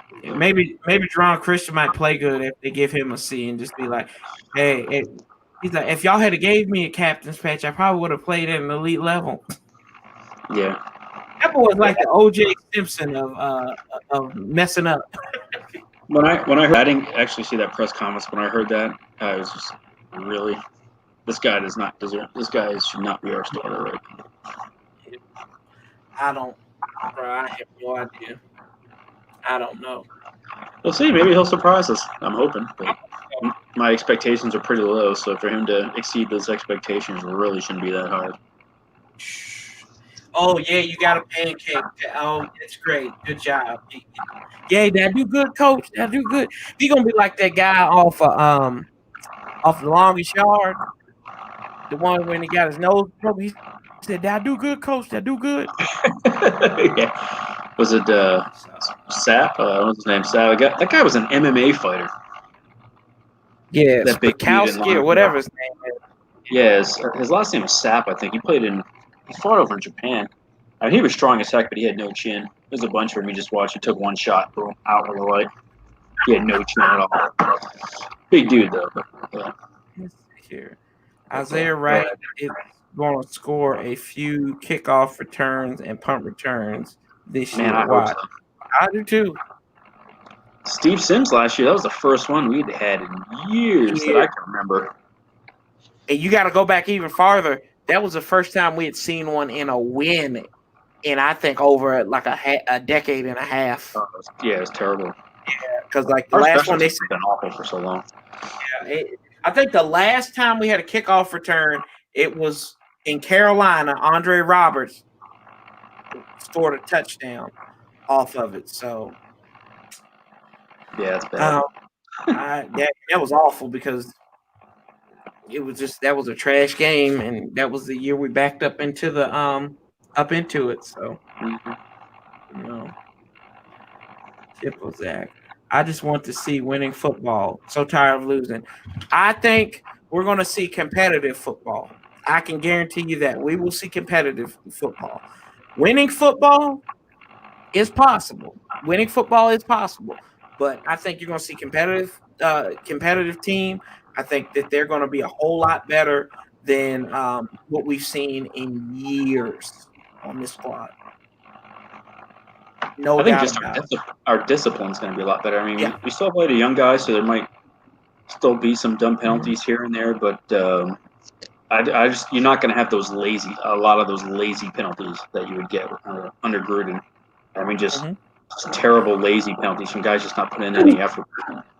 Bless you. Thank you. So, but was that a kickoff return or a punt return, Greg? I thought it was a punt. That was a punt return. And against the Ravens, Jamison Crowder. I don't want to say that was a. I'm so glad we have Terry because we have had zero luck drafting receivers in the last 10 or 15 years. There was that one draft like 5 or 6 years ago where we drafted 3 receivers pretty high, and they were just all trash. There's one from Michigan State, I think. And, you going back? You talking about Jim Zorn's first year? Oh yeah, those guys are terrible. Yeah, it was Devin Thomas, Malcolm Kelly, and then they had Fred Davis. Yeah, they were just as a tight end, he couldn't stop. No, it was awful. Hey, yeah, that was a punt return. I can't say it. I can't show it, but it's a punt. That was a punt return. Yeah. You gotta go back a little bit farther, Greg. Yeah. So you live near Richmond? Is that where you live? Somewhere around there? I live on the other end of the state. Yeah. I live out near Tennessee and Kentucky. Oh, geez. Okay. Yeah, it stinks. I finally became a season ticket holder and can't even go to the games. I know that sucks, man. I hate to hear that. And that's they said in Cleveland there was they're gonna let them play the first 2 home games at home. They're gonna have fans there, and that one of those games is against us. I think that's their home opener. I told Anna, I'm like, yo, you want to go? You want to go to Cleveland? See if we can get some tickets. We'll go to Cleveland. Yeah. We'll social distance as long as we don't social distance from a victory. See, I can't go. They're going to start banning me from games because they don't win when I go. I've been to 7 games, I think, in my life. They only won 1, the first one. Yeah. I'm like 50-50. I went to the last one they won. I was living in Dallas. This is back in 2015 is the season finale. Redskins had already locked up the division. Kirk Cousins was still our quarterback. We go to Dallas. Romo was out for the season. Des Bryant was out for the season. So the Cowboys had only had a couple wins, and they were terrible. And we played a bunch of our guys in the first quarter, and then we were going to let them all sit. And I took a Cowboys friend of mine. She had never been to a game. And, man, we put up 21 on them in the first quarter. Kirk Cousins on the sideline. Wow. Oh, my God. She was so mad. Looked like the Cowboys were going to come back, and then Darren McFadden fumbles it on the 1 yard line out of bounds for a touchback. It was the best. It was the best ever. He and Jerry were a fellow Spin fan watching the Cowboys get smoked. It was awesome. Ooh. She had to be devastated. Yeah, that was a good game. That was a good game. I said I always wanted to go down there and visit. Like my goal is to do these the tours of all the stadiums eventually. So I've been to Atlanta. I've done that tour, and then I want to go to Dallas, and I just want to spit on the star in the middle of the field because I can't do anything else. But I just want to do that and just call it a day. Amazing. As much as I hate the Cowboys, beautiful. That place is amazing. The only problem is the seats I have are way up in the nosebleeds, and you can't see. Even though, I mean, you need supplemental oxygen. You're up so high. And it's hard to look down because even looking down that much, that screen's so big, it takes up part of the field still. Oh, my gosh. It's kind of crappy, but that place is amazing to go see again. Definitely. That's like when they played that college football game when Virginia Tech and Tennessee, they played it at the track. So we go down there every year to go see the lights.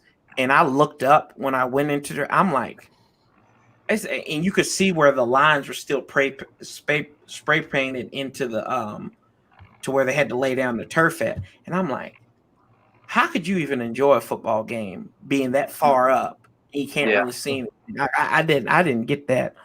But they made it work because they had stands in the infield, and then they had them all up in the whole Coliseum. I think they said it was like 400,000 people were there, maybe. Oh, smokes. Something crazy. It was. I might be. I don't know how much it was, but it was a lot. It was stupid amount. It was the largest attended football game in the history of football. But yeah, so I got an email from the team a few weeks ago saying that they weren't going to asking me. Basically, it was a big questionnaire, and they were asking me how my fan experience has been being a season ticket holder, and they asked me, what I thought the team name should be. So that was one of the cool questions that was on the questionnaire. But I told them I was deferring. One of the options was to defer my season tickets the next year, which I did.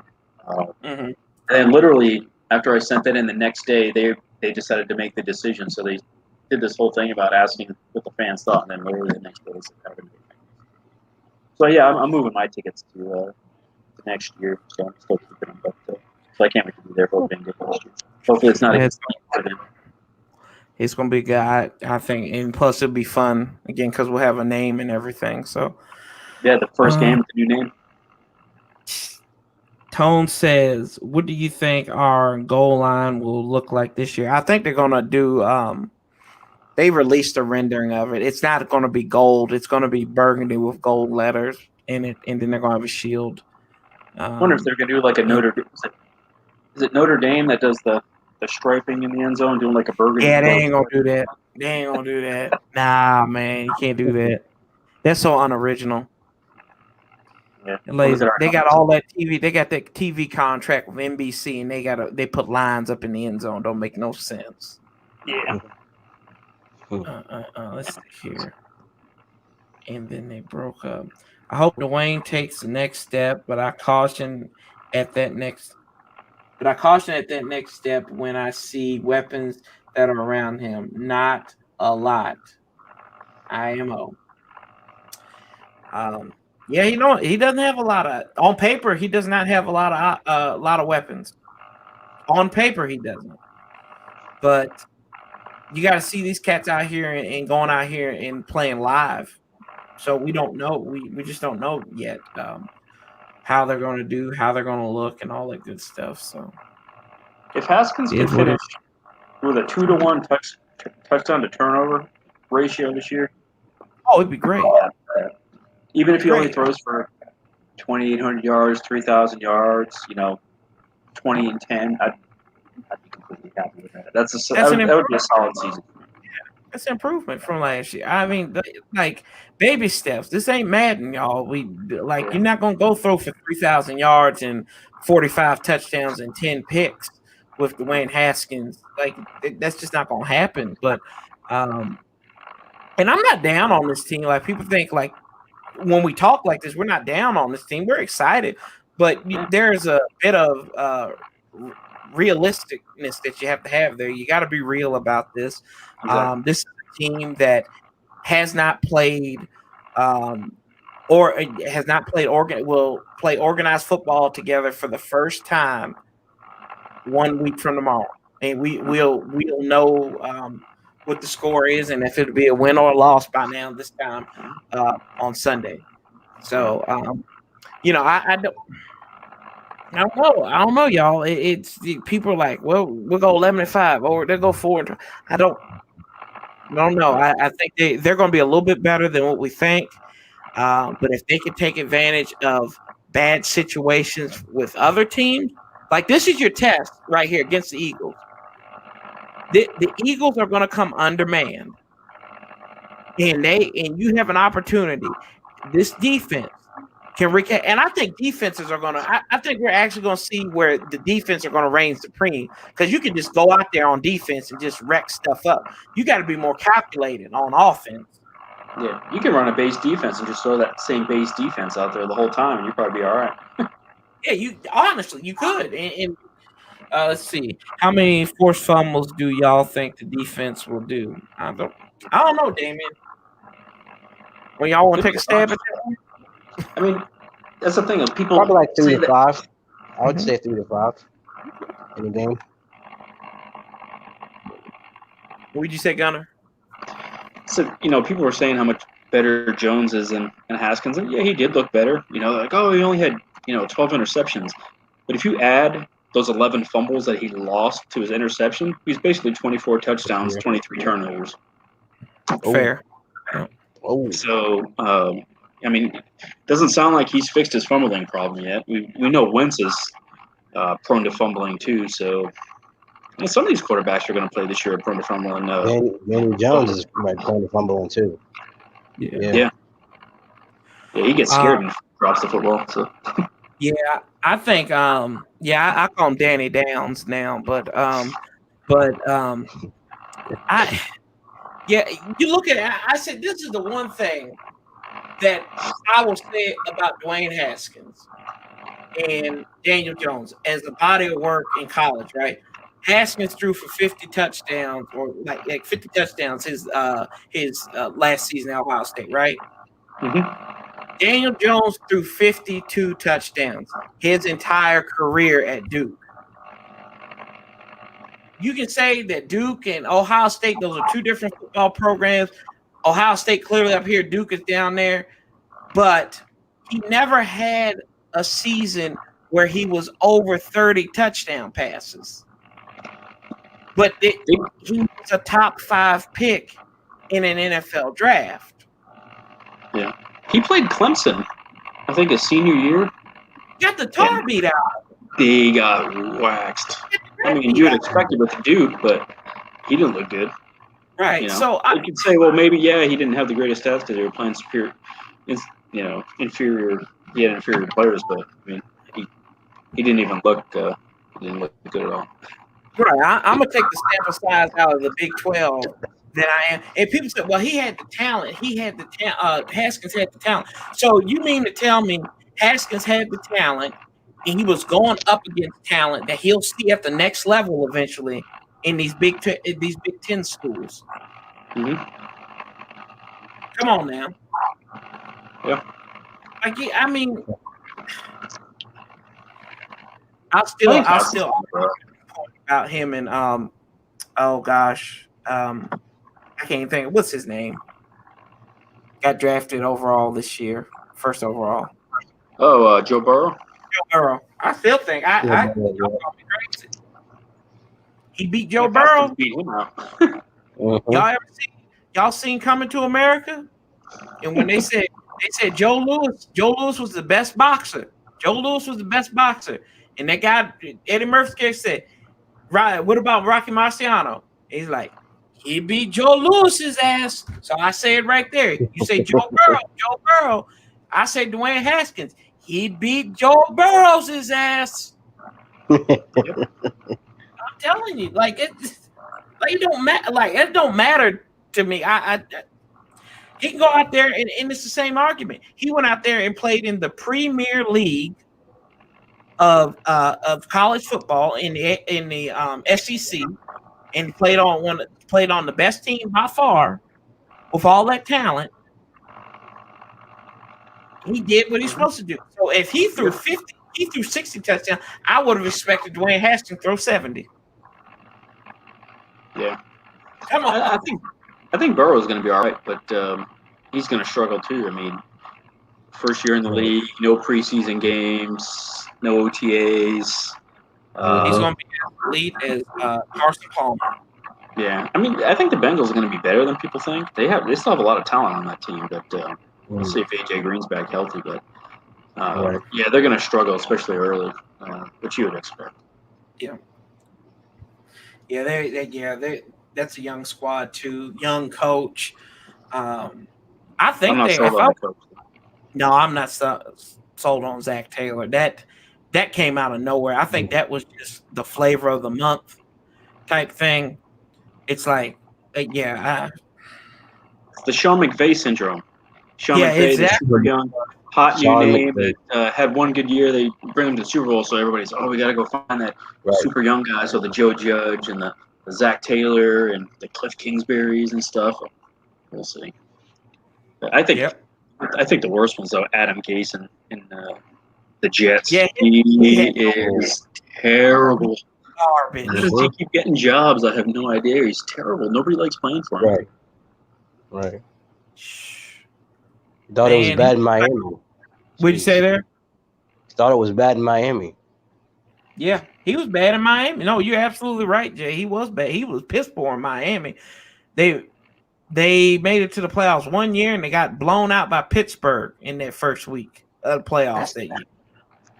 Did you see him at his press conference? It looked like he was stoned out of his mind at his initial press conference. People were just sending memes of that. I'm like, this guy looks familiar. Where have I seen him? Oh, okay. He was like during that Jay Gruden press conference. He was like, yeah. What? Like, so I'm like, I don't see how you get to. They should have just kept Todd Bowles for another year instead of getting him. Gosh. People rag on Sam Darnold. I actually think Sam Darnold's pretty good. But they have not put anybody around him. Le'Veon Bell has been bad. Their offensive line's been terrible. The defense has kind of been hit or miss. They really haven't had any really good receivers. I mean, they had a couple that were okay, but he's been running for his life. I actually think Darnold's a pretty darn good quarterback. He's just typical Jets, just has no help. I see. I disagree with you. I don't trust USC quarterbacks. I never have. I never will. They don't do anything. Tell that to Mark Sanchez. For all the many years that Carson Palmer played in this league, what did he do? Oh, that's right. He got blown out in the NFC Championship game in his second to last year, and he got hurt in his first playoff game. And then he was a stat patter. He was a stat patter like Dak Prescott. Throw for 20 yards, and not get you a whole lot. Right, and then you have my cousin Mark. He was god awful. Butt fumble. Butt fumbling Mark. Speaking of the Jets. Yeah. Brad Johnson wasn't bad. I prefer Chad. Brad Johnson. I thought Brad Johnson went to Florida State. No, he was a USC guy. No. Brad Johnson played for us. Yep. Hush your mouth. I don't believe that. I gotta check that one out. My sister went to USC for a year and a half, so I went out to a game, watched them play Stanford, and they had Willie McGinnis and Keyshawn Johnson, and Brad Johnson was the quarterback. Really? Oh my. Yep. No. You know where hold on, wait a minute. I got it right here. Brad Johnson. No, he played at Florida State. You sure about that? I'm pretty sure he played at USC. Yeah. He played at Florida State. I think he played with Dion. I thought that was. Yeah. Yep, Flint Simmons, FSU. Could have sworn he played at USC. That was Brad Johnson. Yeah. Where in the world is Black Mountain, man? Oh, he's from right down the road. Oh, he's from Asheville. I didn't know that. He's from Asheville, North Carolina. That area. Old Bumcombe County. Huh. Now, Brad Johnson, though, they did him wrong. They went out there and got that filthy garbage quarterback, Jeff George. Nothing but trash. Hell of an arm. Terrible. Oh, God. Yeah, who is he throwing to? Nobody. He's throwing in the stands. Yeah, he was going to throw it to who you just didn't know. God, oh, Jeff George. He make me. Anytime I see him in that dumb, stupid look he had on his face, every time. Oh, I was glad when Marty cut him. And Snyder loved Jeff George. He was flashy, that's why. Snyder liked shiny toys. So I thought he liked shiny women, but that's another story for a different day, I guess. Yeah, that too. Oh man, shoot. Yeah. Y'all, okay. I think I'm gonna wrap this bad boy up too. We've been on here for a couple of hours. So I got a couple of things coming out this week. We'll be doing if something doesn't fall on me. We're doing picks. I think Thursday I might do picks before the game. I might do that along with a preview of the Eagles game coming up this week. Hey, awesomeness. Yeah, John Beck was garbage too, but at least he wasn't a bad dude. Jeff George was a bad dude. Got that coming out. We'll probably do picks live. I'll do a live stream of the game on Sunday, so I'll be here. I'll be down in my war room. We'll have that all set up and watch the game. Come on by, swing by, and cuss and talk about all your feelings and emotions, why the team's doing something wrong, why they're doing it good. But yeah, we got a lot of stuff going on. Don't forget to subscribe if you're new, if this is your first time here, because I'm giving out a gift card to the NFL shop once we hit 1,000. And I had to check the numbers before then, but I do appreciate all the love and support you guys are giving, all the constructive criticism. Oh, y'all knew. Oh, yeah, we knew that. We knew that Trey Quinn signed with Jacksonville, and Ken Sims was on that. Yeah, I read that earlier, Landry. So, yeah, it's going to be Trey Quinn. Ryan Grant's going to come down there, and they're going to have a family reunion with Daddy J. And it's going to be a great day for them. They're going back to their dealer. Yeah, they are. They are going back to they're going back to, they're going to call him Titty Twister. Can I say that on here? I can't wait to see the, I'm hoping this so much, but the Eagles YouTubers on Sunday night, like EDP and these guys. Oh my God. If the excuses that are going to come if they somehow lose to us, it's the injuries, even though last year they were beating us with the injuries, but they'll come up with so many excuses if they lose. It's going to be awesome. God, I hope it happens. You know what? I'm going to tell this here. Y'all can put this on the record. I hate the Philadelphia Eagles more than I hate the Dallas Cowboys. I really do. I do. That hate, it's very minuscule. Like it's like Dallas, if Dallas is up here, and then the Eagles are like all the way up here. Mm-hmm. So it's I hate them. I really do. I despise them. I hate those dirty bastards. I wish that every time I see an eagle out and about, this is how much I hate the Philadelphia Eagles. I would shoot an eagle if it wasn't an endangered animal. I really would. I would. That's how much I hate them. I've never been in a fight, but I almost got in one last year. I was with my dad and my niece and nephew at a local sports bar. I live in kind of a small town. And we're just minding our own business. We're watching the game, and there's an Eagles fan sitting at the bar, and he would just turn around and just talk so much stuff. I got to the point where I was like, dude, just shut up.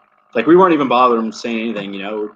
We'd clap lightly, like, yeah, kind of things, nothing rowdy, not. And this guy just wanted to come up talking stuff, and I was literally getting to the point where I'm like, I've never been in a fight, but I'm about to whoop somebody's ass. There you go. Right now, I was just like, I was so mad. Shoot, I'd have to disown my mom if she was an Eagles fan. I love my mom. Like, I do, I swear. Like, if my grandma was an Eagles fan, and she would ask me to do, if she'd ask me to do something, I'd be like, nope, you got to do it yourself. That's how much I despise Philadelphia. That much. Like, they are. I hate Philadelphia sports. Like, there's nothing in Philadelphia. There's nothing good about Philadelphia besides steaks. That's about it. Yeah. See, I grew up in Rhode Island, so most of my family, they're all Patriots fans. Well, now they're Patriots fans. I was 10 years old when they made, 10 years old when they played in the Super Bowl against the Bears. That was literally the first time I knew we had a team in New England because they were that bad. They just weren't on TV.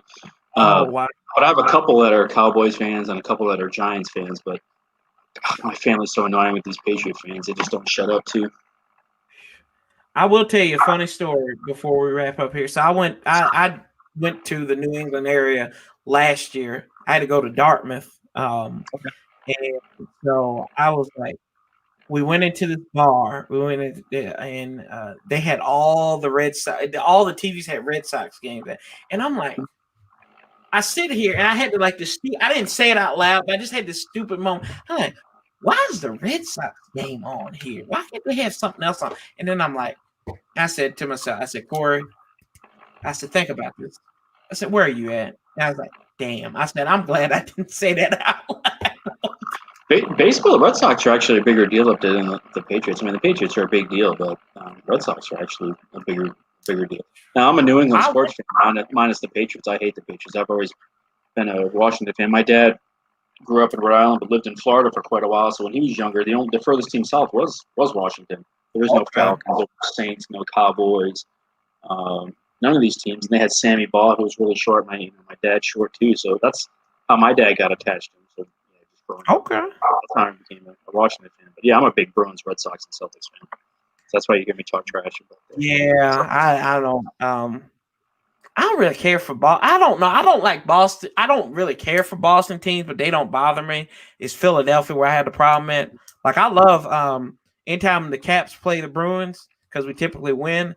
I like watching Chara, so that's always. I always like watching him. It is. That's a big ass man, literally. Like I think he's like 7 foot when he's on. Yeah, he's like 6'9", I think, and then when he has his skates on, he's like 7 foot or something like that. He's like this big old defenseman. I'm like, my God. I love the NHL though. NHL to me are probably the most fun games to go to. I think they have the best playoffs. That's just my opinion. NHL playoffs are ridiculously good. You never know who's going to win. That's why I don't like the NBA. I mean, I'm not a big NBA guy, but NBA playoffs are just so predictable most of the time. It's usually going to be the 1 and 2 seeds that play each other in the finals. It's extremely rare that an 8 seed happens to be the 1 seed. But NHL happens all the time. We never know who's going to win.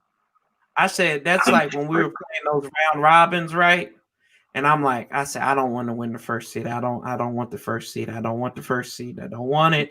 And then now you look at it, it's just the first seed in the Islanders. Now I think the Islanders are going to win the Eastern Conference. To be honest with you, I think the Knights might go back on the Western Conference. So, but yeah, I mean, I love watching it. It's so long though. That's one thing I liked about baseball this year with the Nationals in it.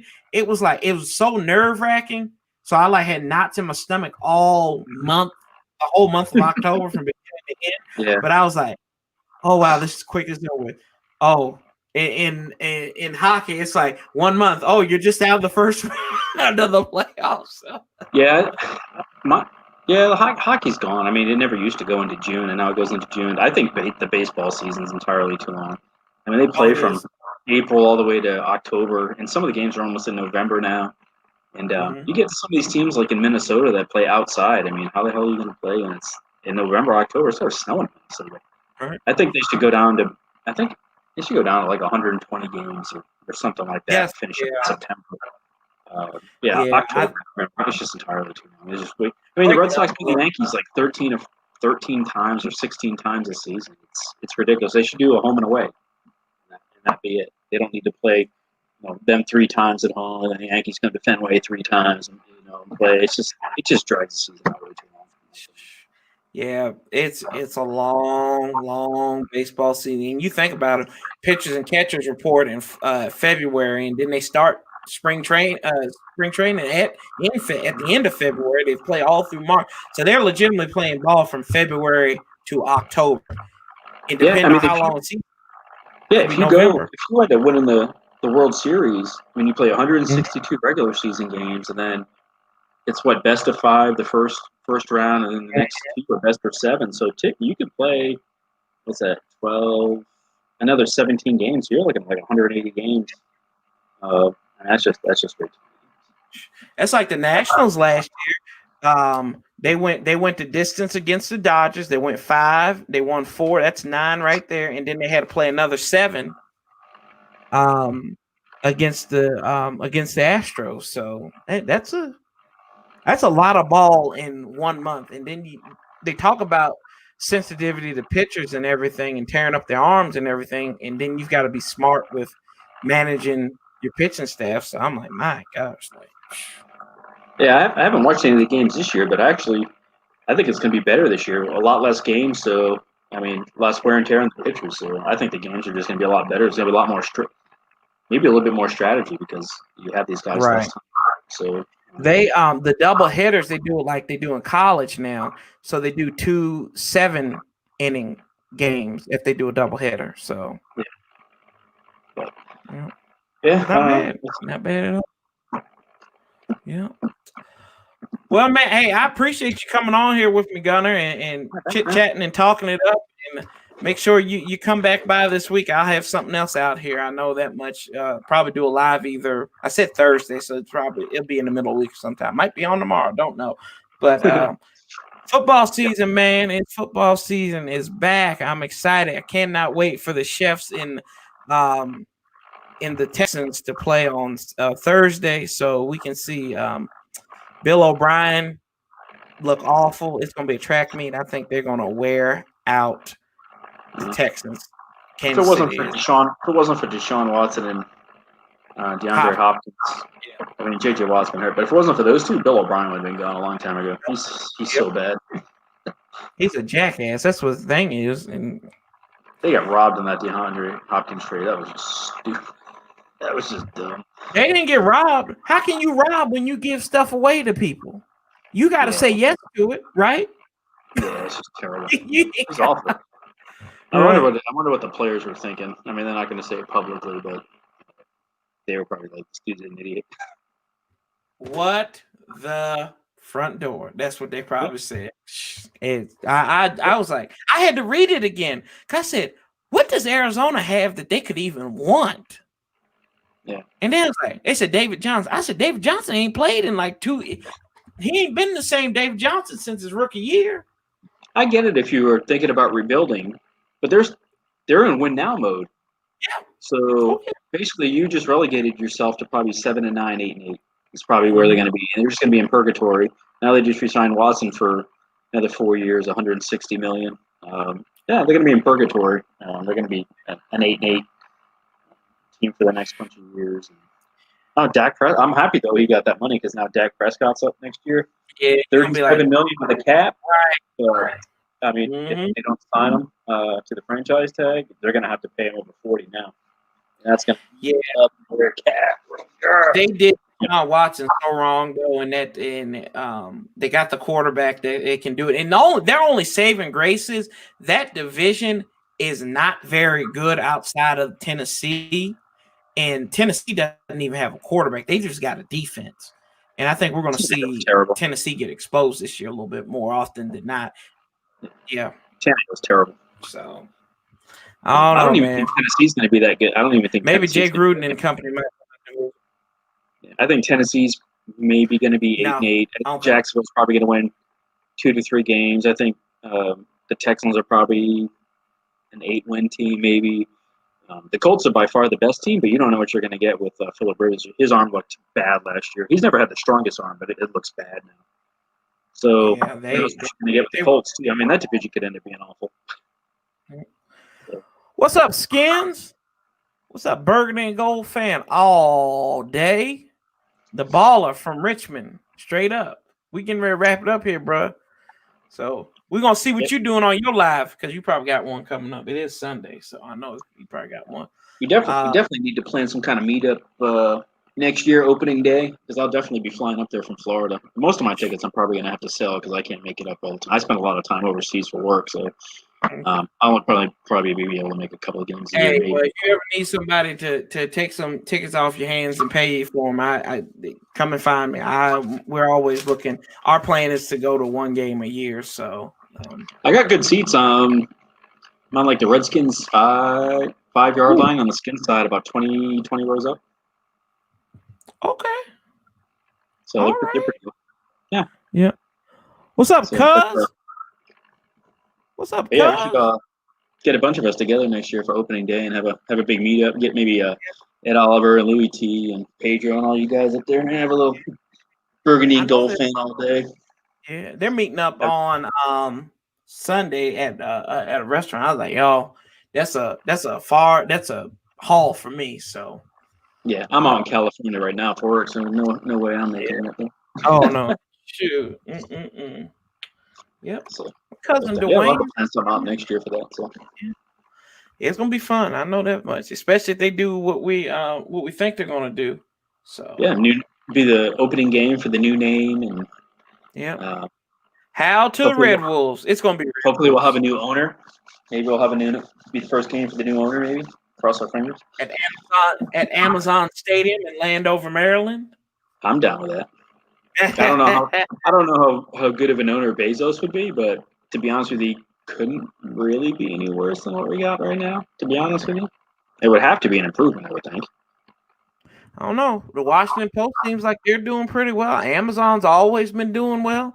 Maybe he trusts people to do the right thing and he'll sign the checks. Yeah, he's got enough money. He's got enough money under his couch to buy that team with the change under his couch. He's worth what? Yeah, he's worth almost like hundreds of billions of dollars. Yeah, so $6 billion or $4 billion for the team. He makes that like every week. I always said I think he could get they could get him there for tampering or whatever. Well, he does own the Washington Post, so I mean he doesn't have daily interactions with the Washington Post, but who's breaking all these stories? Yeah, and then the NFL's been wanting to get Amazon in anyways because I guess they want to maybe start doing some streaming with Amazon Prime for the game. So it only makes sense to have somebody like him. So even no matter what he offered, they would probably pick him over just about anyway, just because of it. So, what's up, Q? Yeah, I had to buy a Sunday ticket. And my only saving grace is that one, where I went to school at, they get the student discount. So I had to go back and open up my old student email, and they had it right there. So I signed up for it. It's like $100 for the 4 months. So I'm like, you can't beat that. $25 a month for the games and stuff. So maybe I'll get it for my dad while I'm gone, because I'll be watching the games from the other side of the planet. So it'll be the games will be on at like 10, 11 o'clock at night. Look at this dude. Look at this dude. That don't make no sense. What's up, guys? What's up? Not your hunger, it looks like. How y'all guys doing? You're doing good. Doing all right. Ooh, this is delicious. You at Cheesecake Factory again? No, not tonight, man. Maybe Saturday coming up. I'm at Arby's. Oh, okay.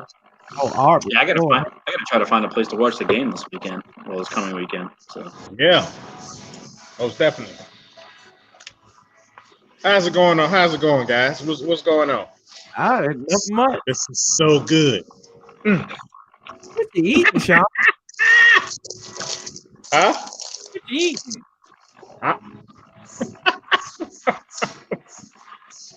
I wish y'all could be here to taste this. So delicious. No. Look, that's when you see. That's when you know you a baller. You can go to Arby's and Lord have mercy, eating a sandwich with a fork and everything. Don't make no sense. No, that's not a sandwich.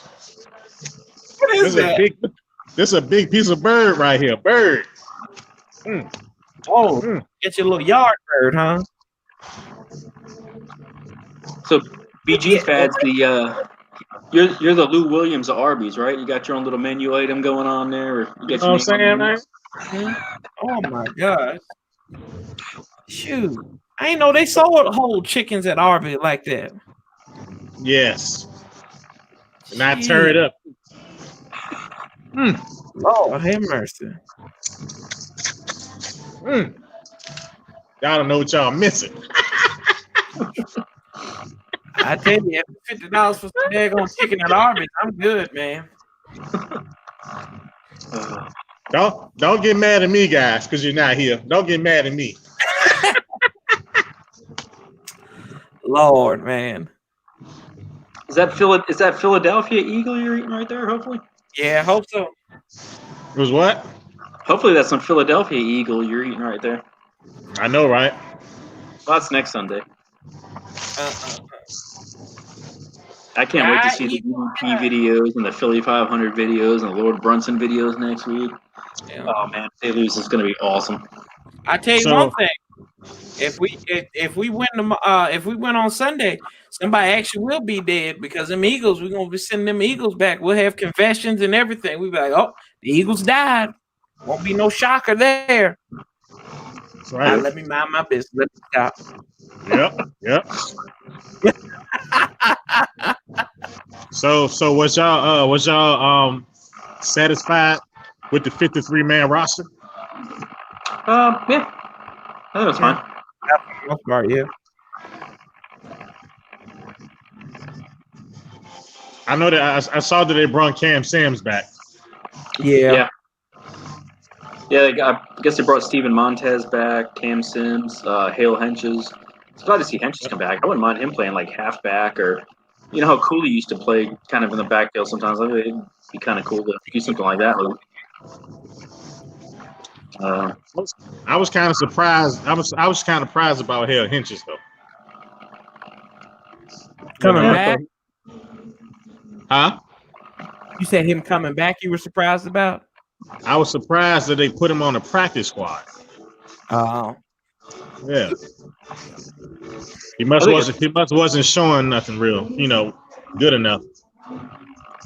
Yeah, I think it's one of the benefits of actually having no preseason is that you can cut a lot of these guys, but there's no tape, so you're able to bring a lot of these guys back that you probably wanted to keep, but you couldn't keep, and then you're like, oh, all right, cool, they cleared waivers, and you bring them back. I'm just hoping we pick up. At least we go out and get a veteran wide receiver. I'll be satisfied with that. See, I'm fine with him in for now because we're only going to have a 1-year stopgap anyway until Harmon comes back. I think Inman will be serviceable, and I'd rather see them keep him than to bring in Sanu, and then that kicks one of these young guys out to the practice squad, or they have to cut him, and then somebody else steals him. I'd rather just suck it up and stay with what we got for this year, see what we really have. We'll definitely know by the end of the year if our guys have what it takes, and the guys that don't have what it takes after this year will be gone. Yep, that's the best way to do it this year. That's true. I mean, this is the most adversity they're going to face. No training camp, no preseason, so it's going to be sink or swim. So the guys that are mentally tough, the guys that you want on your team are going to be the guys that rise this year. And the ones that aren't, they won't be here next year.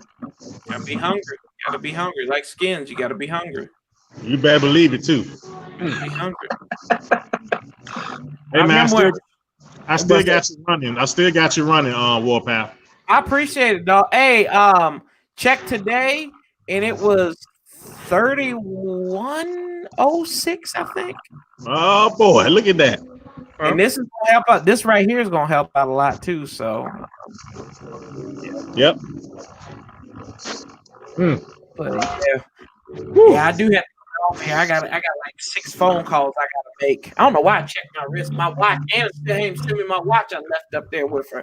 So the Milwaukee Bucks get bounced yet? no, they won. They did. Yeah. It's rigged. It's rigged. It's all right. It's gonna be the Celtics and Lakers, and then Dub's gonna be crying here in about a month. So. I hope so. Yeah, I guess the Celtics have lost 2 in a row now. They were up 2-0 against the Raptors. I guess it's 2-2 now, so that's not too good. Not happy about that. Got to make it entertaining. You couldn't script it better. Exactly what they say. You couldn't have scripted better. Yep. Well, gentlemen, I am Skins. Hey, you live tonight? After I finish this, I'm gonna be stuffed. I probably don't go live. I don't know. He'll be in a food coma. Stuffed turkey.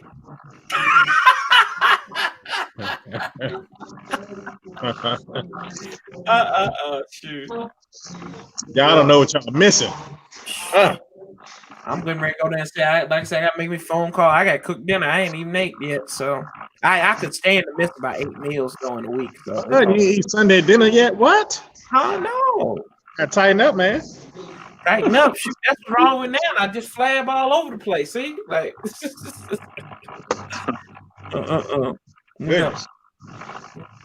Yeah, but hey, I appreciate y'all coming by. Gunner, Skins, Jay, y'all came by. Everybody else that came in the chat, thank you. Anna, Dwayne, cousin Dwayne came by. Dang, awesomeness. Red Crazy. Dollar Beer. Coming back to reality. Juan Gotti.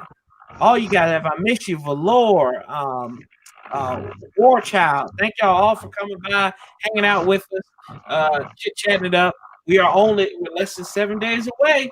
7 days away from when the Burgundy and Gold host the girls from the the Eagles from the city of Brotherly Hate. And we're going to have a good old time watching that. So stay tuned. We got a lot of folks coming on live. Skin's going to be live every day this week.